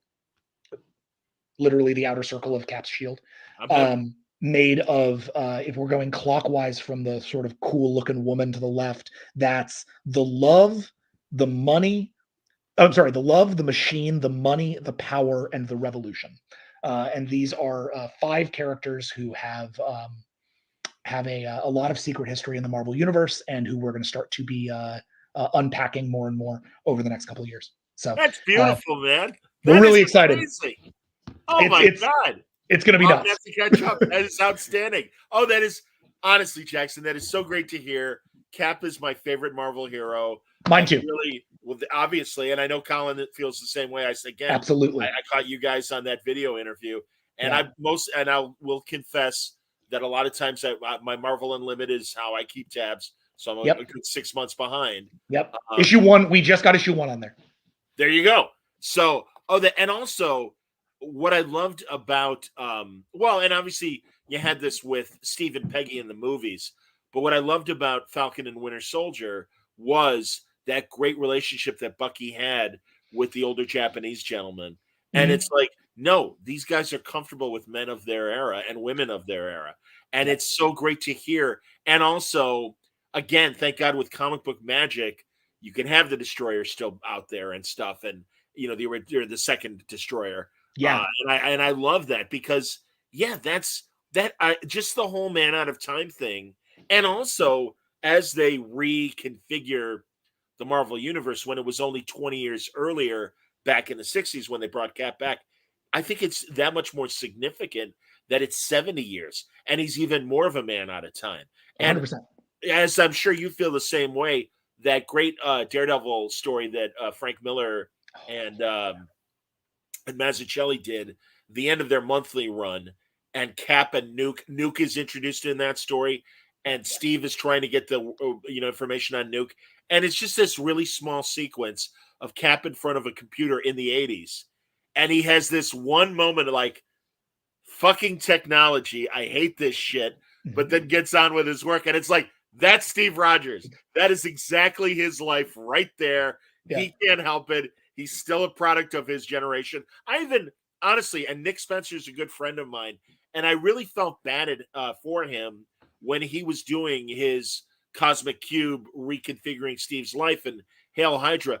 And so many, and again, I don't mean to shit on other fans, but so many people kind of miss the point. And it's like, first of all, we're going to get Steve back. Just relax. Yeah. And oh my God, you've taken my hero away. And it's like, it's fucking comics. Calm down. They're gonna put the genie back in the bottle. Yeah. And this is a really interesting story. Let them tell their very interesting story. It's not the permanent. It was Secret Empire. I don't even remember what the Secret Empire. Yeah, it was. But I think look, the thing about Secret Empire is that if you boil it down, I've never met Nick Spencer. There's nothing against him in the least. I read all of his books, and we're answering. We're bringing stuff from Remender's run in. We're bringing stuff from Nick's run in. Like good. We're not forgetting the past. We're very much like stepping out of Ta-Nehisi Coates' run and into something new, but we are trying to bring stuff that we love back from it, especially from the Brubaker run, which was really my run, my core, and then the Mark Waid run and the Grunwald run, which are iconic to me. So I agree with you. So as I'm really trying to answer from a lot of this. The thing that I think is unfortunate about Secret Empire from an outward-facing perspective is that if you try to describe it to a new fan, if you just try to describe it to somebody who's trying to get into Captain America, if somebody was into Cap from the movies and wanted to read a Captain America book, you had to first say, okay, but he's a Nazi right now.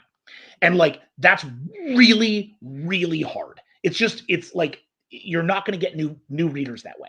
You're going to get you're going to just not have an accessible moment for new readers. You're right. Because the character is so fundamentally not the character who they're used to over there. And I think to a reader who only got that, and that's all they got, then they would, if they weren't reading the book and they weren't seeing how it was being done, the baseline of it is so hard to describe that I went to. This is the story I like to tell. I went to like the day or a couple of days after we got announced on Captain America, I was at Disney California Adventure, the theme park out here, where they have Avengers Campus, where they have a guy dressed as Steve Rogers, like who you can take photos with. It's Captain America's like walking around, and I went up to Cap and got my photo with him, for the gram, and I said, hey man, I'm actually writing your comics right now, and I'm really excited to take over. And he goes, just don't make me a Nazi again, man. And like, I literally, like, when Steve has to tell you that, like, I was like, all right, this has gotten like just the one sentence pitch of that book doesn't sound good. And it's not to say that it isn't.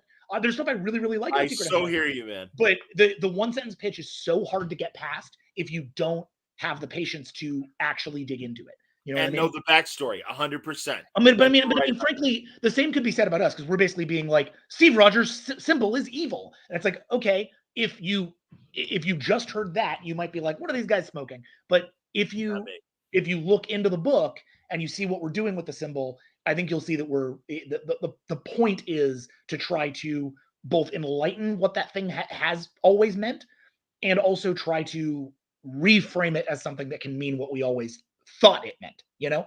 And so that's been the struggle we're kind of giving Steve. Well, and I'm also interested to see his attempts to have a normal life. I loved in the 80s, Bernie, his girlfriend, and when he was the amount of people who ask me if we're bringing back Bernie. We're not. That's okay. We're introducing new Bernies. Right. Like in terms of like we're introducing a whole new cast of characters for him to associate with. But as I agree with you. As it should be, because you need modern people to rub against Steve, and Bernie was modern in the 80s. That was 40 years ago, man. Dude, and it's so great because obviously what you and Colin are doing with Cap is in a lot of ways mirroring what you're doing with Star Trek. You're honoring the past, you're finding new stories to tell, and again, God, Jackson, really, I'm like, all right, he's doing a miniseries about Cap. All right, whatever. And again, I love Captain America, and I'm sure that you were, whatever. But God, this has exceeded my expectations. Like, oh wow, thank you, man. Yeah, I got to catch up with 5 issues. Yeah, well, and it's not a miniseries. It's the ongoing. That is so great book. To hear, like, man. We're still in shock that we're doing it. That's been our other story about this. Like when they offered us the chance to pitch, they literally told us we wouldn't get the job. They said like, you should pitch this so that everyone at Marvel can see how great you are after Kang. But like, you're new to the company. You're probably not going to get this book. And then we came in and we were like, well, look, if we only get one shot at this, we're going to pitch the biggest, craziest, most earth-shattering Captain America run we can. And then they can tell us no. And to Alana Smith's enormous credit and Tom Brevoort's enormous credit, especially because Tom like really has no reason to trust us. They were willing to step in on this with us. Tom literally did the thing that he did with Ed Brubaker, where he was like, when Ed pitched me Winter Soldier, I made him answer like 80 questions so that I knew that every single thing about this was like lined up before we did it. Yep. He did the same thing to us here. We got on these phone calls with Tom where he was able to poke 100 holes in our story so that we could fill 100 holes and just make sure that this thing was airtight before we did it, because we're playing with toys that mean so much to so many people. Well, and Tom is the great Marvel arbiter of what was and understands these characters. And it's one of the reasons why I love talking to Tom and seeing him at conventions and having him on Word Balloon, because it's like there needs to be somebody like that at both companies. And it's so great. All right. So you did Kang as well. Again, everybody, this is here. I'm revealing, it's like the wizard coming from behind the curtain and stuff. A lot of times, especially when it's a Marvel and DC person, it's like, oh, you're talking to X. Well, do your research and try and catch up. Do what you can. I mean, I've got my pet books. Man, $5 books. 1,000%. I know. Yeah. Tough to be a comic book fan these days. I'm also a Marvel Unlimited guy. And I was going to say, thank God for Marvel Unlimited. Thank God for DC Universe, because that way you can stay, at a reasonable price. And hey man, I want to support the companies, but $5 for 20 pages is getting hard, man. I do. My box at my local store is designed entirely around trades. I get trades, and I pretty much, and if it's Marvel or DC, it's got to be really special for me to get the trade, because otherwise I'll buy a first issue or something like that to like support a book. But by and large, I'm reading Unlimited, so I feel you. So you did Kang. Are there other Marvel books that you've done? No. So Kang the Conqueror was our first Marvel book. We had come to Marvel out of DC, where we'd had a really hard time finding sort of permanent traction. We had done cleanup on Grayson. We finished Grayson when Tom went to Batman and Tim went to Nightwing. We did Green Arrow and got canceled 3 issues in. before our first issue ever, came out. Because Julie and Shauna were doing it before you guys, right? They were, and they were friends of mine, and love Julie and Shauna. I do too, and I did not know that I was pitching to replace them, so that was its own really problematic, shitty thing. Yeah. But I have a really, like, I had a weird relationship at DC at the time. And I was having a hard time getting anything done. The closest thing we did was this thing called Gotham City Garage that we had done to that was sort of supposed to stay out of continuity and just let us do our own thing. And we were canceled before we ever started. We got 12 issues because Christy, our editor there, was amazing and kept that book going. But literally, like, we got canceled before the book ever came out. So we were really feeling like we were sinking in quicksand, and like maybe our big two careers just like were never going to work because we just could not get traction at DC and we didn't know anybody at Marvel. And so in 2019, we came to New York Comic Con. I think it was the last Comic Con we did before the pandemic. Before COVID, sure. We went to New York Comic Con with one goal, which was to meet people at Marvel. And I tried to set like 5 or 6 meetings, and I got one. Okay. Which was with Alana Smith. Great. And Alana sat down with us at a cafe a couple blocks from the Javits, and just talked to us for like an hour. And I think about 5 minutes into our conversation, she was like, "I think you guys would be really good Steve boys." And I was like, "Steve Rogers?" And she was like, "Yeah." And I was like, "I couldn't imagine. That'd be insane." And she was like, "Yeah. I mean, you can't do it now, but like maybe someday." And then she was like, at the end, she was like, "Look, send me some pitches, keep in touch, let me know what you want to do." And we had pitched a few things over like late 2019 and early 2020 before COVID got bad. We were pitching a lot of like sort of, to your point about like dancing between the raindrops, right? Yeah. We were pitching a lot of like, maybe we'll do 2 issues of War Machine. I don't know. Maybe here's a 4-issue Nova pitch. Like, we were just sort of pitching out like weird stuff. In the hopes that maybe we could nail something. Sure. Because there wasn't a part of the Marvel universe we didn't feel like we could write. We love these characters. Like, Colin and I are huge Marvel nerds. We're more knowledgeable about Marvel than we are about DC, ultimately. Okay. Even though like we're pretty knowledgeable about both at this point, but like Marvel's what I grew up on. And sure.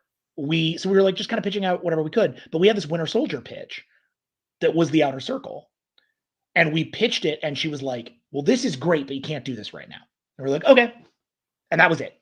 And that was the best we ever got from Alana, was like, "Maybe someday." And I was like, "Okay, maybe not."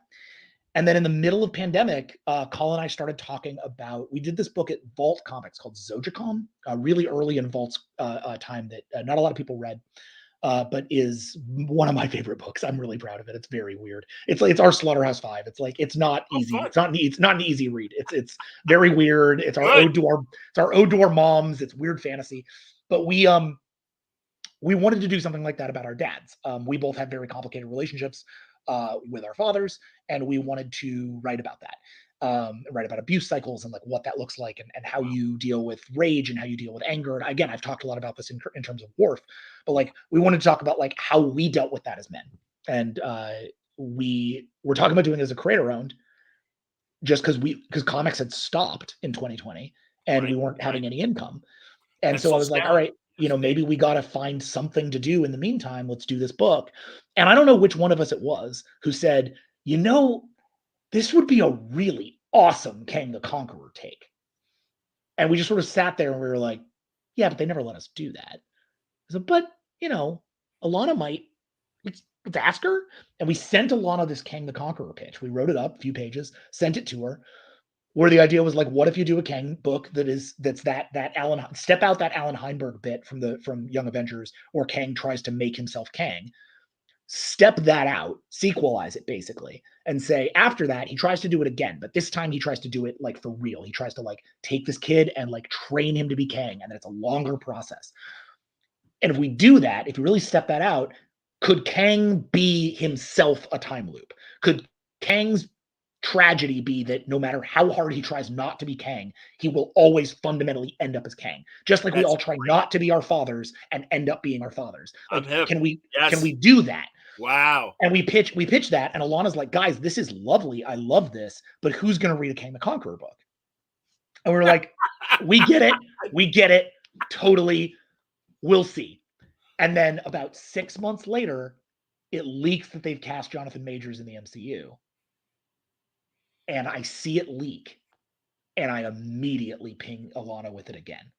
And I'm like, I mean, it takes 5 minutes. I'm like, I want to strike while the iron's hot. So Hell I'm like, yeah.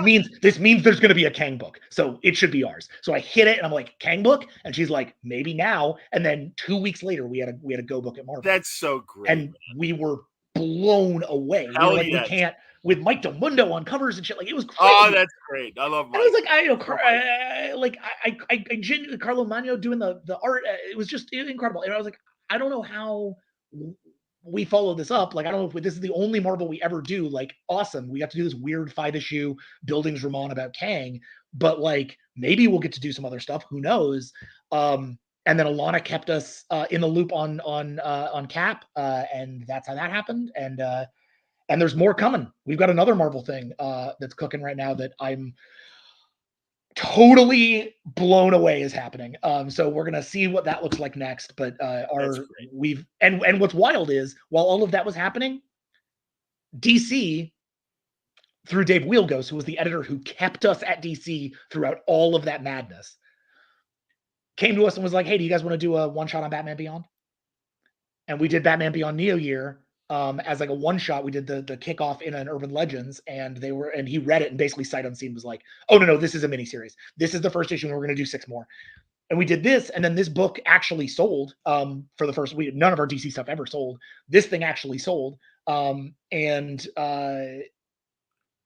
suddenly we had a career at DC again. So like, it's been really wild because we went into 2019 being like, I think our career is over.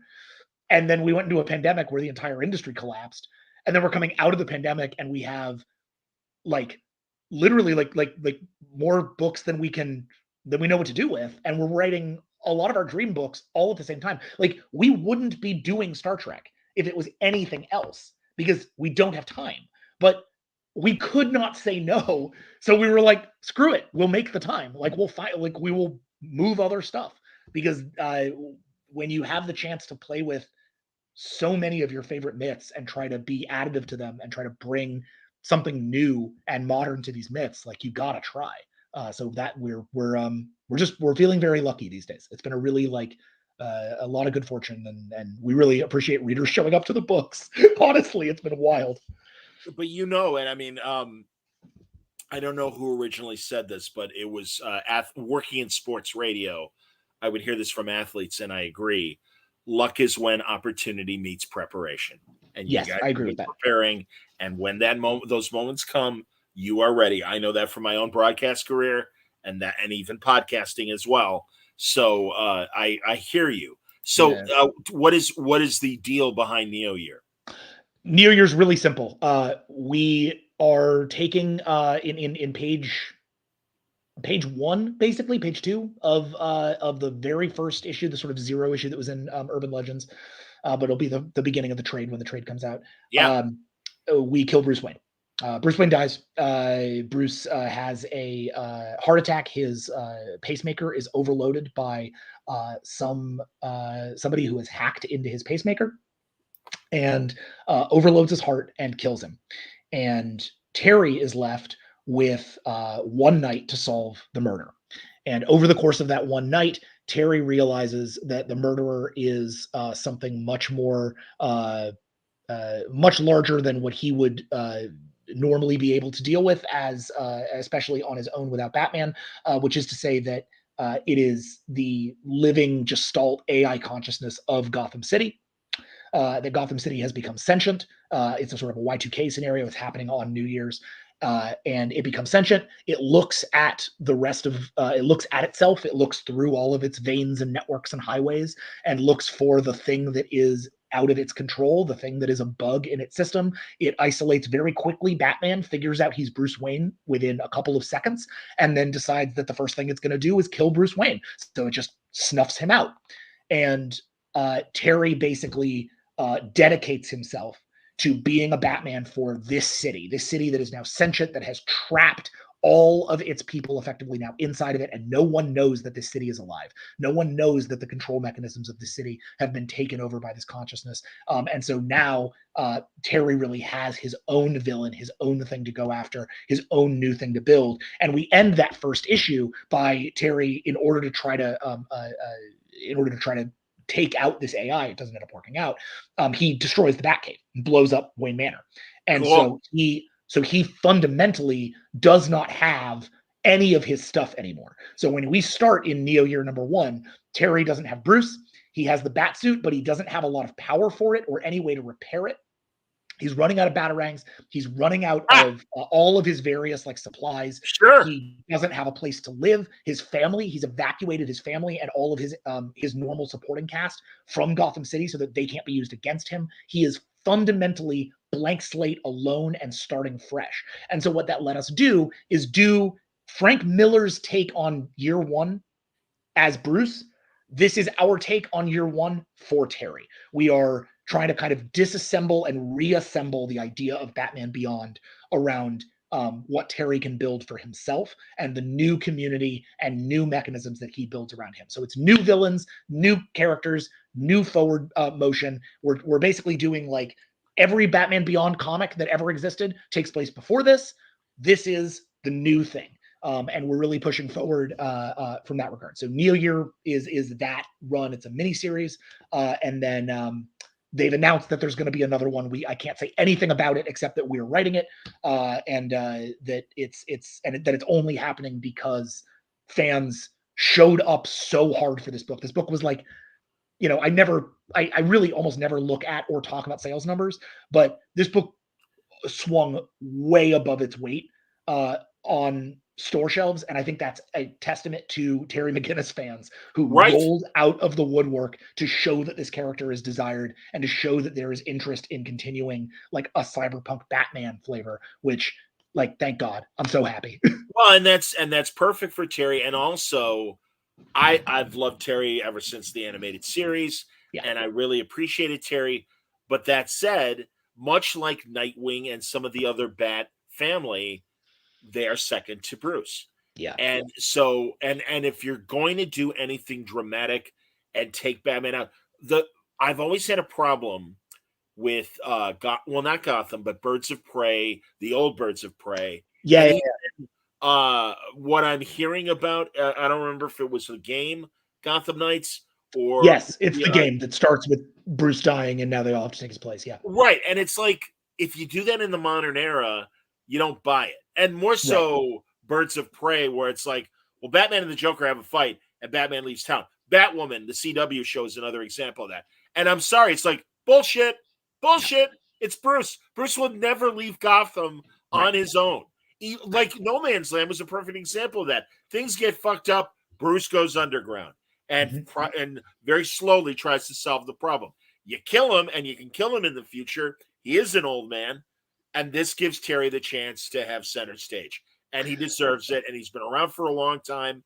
And his fans have been waiting. I have no idea, and I'm not saying if you do or not, but I have no idea what kept them so long from doing a Batman Beyond ongoing. And it was one of the good things about New 52, where it's like, thank fucking Christ, they have been screaming for this book for, at that point, 20 years.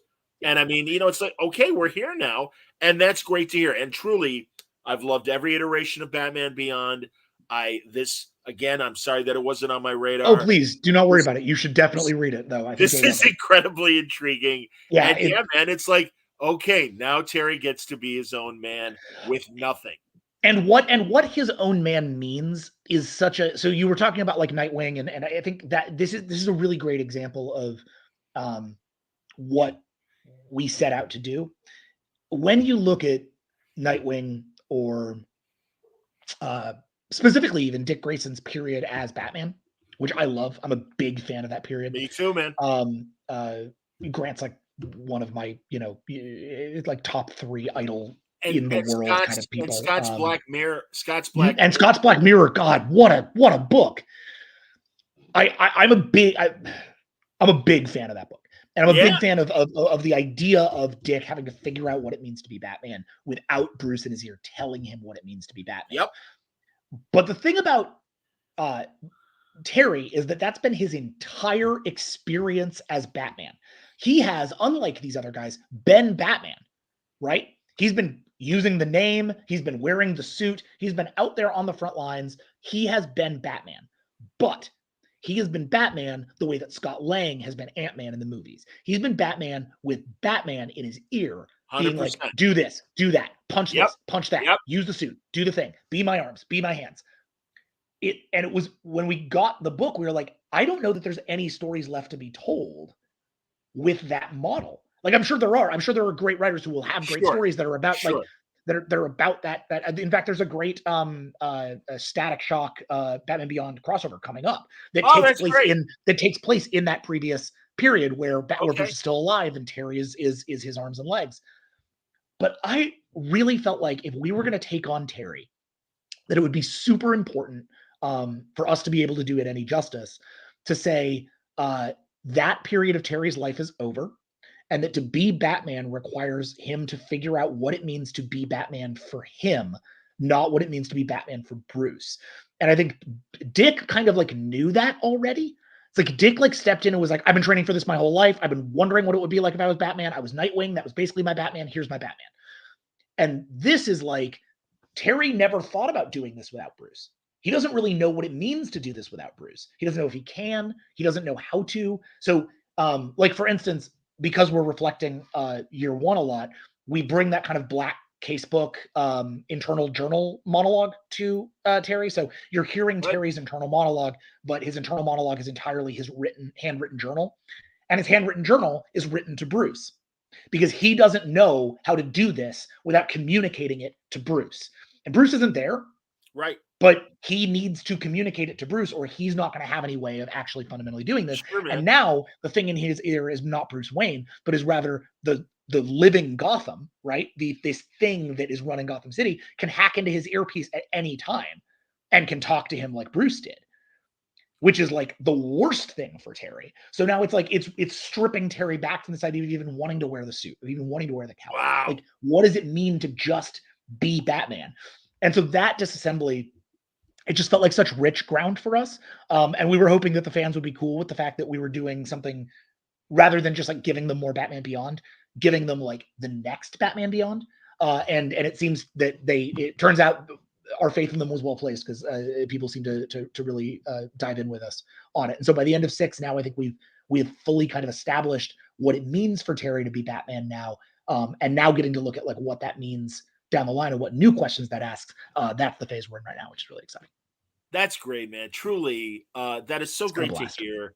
And also, again, I saw that video interview you did at New York Comic Con, and you both said you've got day jobs, but are luckily at the point where maybe you can let those go and go full time in. This is what I want to hear. And truly, again, showing my age, it is great to see younger guys like yourselves that get it, are giving us something new, understand where the stories came from, and there's a through line. And obviously we're seeing this in Star Trek, and it sounds like both what you're doing at Marvel and at DC, those are the cases as well. Are there any other books that you can talk about that are going on? I got one, which is I can talk about With Wolf, which is the one creator-owned thing that we are doing right now. It's we had put it up on Kickstarter last year, funded on Kickstarter, like well over what any of us thought we were going to do. It's a one-shot sort of. We've been sort of referring to it almost like an A24 horror fantasy. It's a very like lyrical, poetic, sort of in the tradition of like a Neil Gaiman book, I'd say, in terms of like what we're aiming for. With an artist named Dalen Ogden. Dalen is incredible. You should look up their Twitter. They are a really fantastic fantasy and sort of nature artist who has done some comics and done a lot of pinups. We met them at cons. And Dalen had a very like lived experience of living through domestic abuse and escaping it.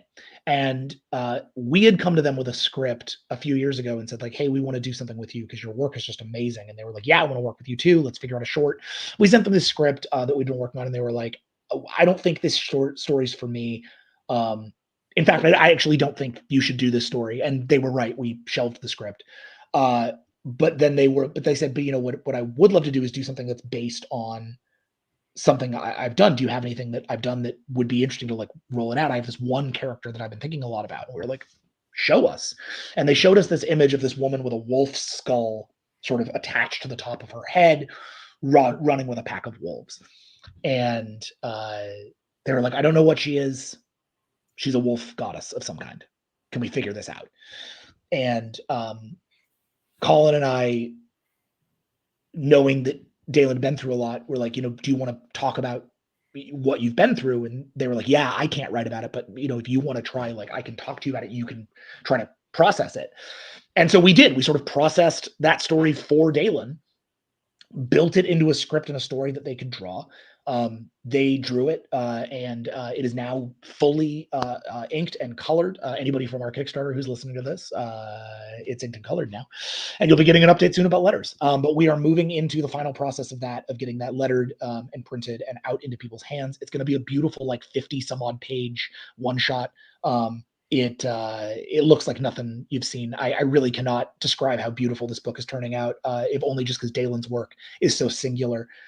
We're really, really proud of it. We're so happy that people were able to back it so that we were able to make it. It's the kind of thing that we would never have been otherwise able to make because we don't have we're not just like kicking around our own money. So this was a really amazing opportunity to do something that we didn't own. And people made that possible for us, which we'll be forever grateful for. Vault Comics is going to be pushing that out into the direct market so people can order it from Vault when it hits previews. My guess is it's going to hit previews in a couple of months. I wanted to have it out by October of this year, but Dalen's art took him until now. So the book is going to be out when the book is out, but we wanted to make sure that it was just at top quality before we did. But it is on the way. We're nearly done, and we're just in the last steps of that process. So with Wolf, WIFWULF, you can look that up. Sign up for. I think you can get updates on the Kickstarter either way, or just follow Dalen and us on Twitter, and we'll make sure you know about the book. But that's coming from Vault. I'm really, really excited about that. And then we have some crazy stuff happening at DC and Marvel that I cannot talk about yet, but which is going to be very, very exciting and surreal when it happens. So with Wolf, we'll first go to obviously the Kickstarter backers, and that's then go correct. to Wolf. Okay, that's very correct. good. Yeah, that's Kickstarter backers will get it first, but the print iteration that's going to them is the same print iteration that is going to be going out to stores. It's just going to hit them a lot earlier. That sounds great. That's wonderful, man. No, and hey, well, again, I understand, and I never want people to spoil projects that they can't talk about right away. It only gives us an excuse to do another one of these. Exactly. We'll have all new stuff to talk about in like 6 months. And we'll hopefully get Colin on as well next time.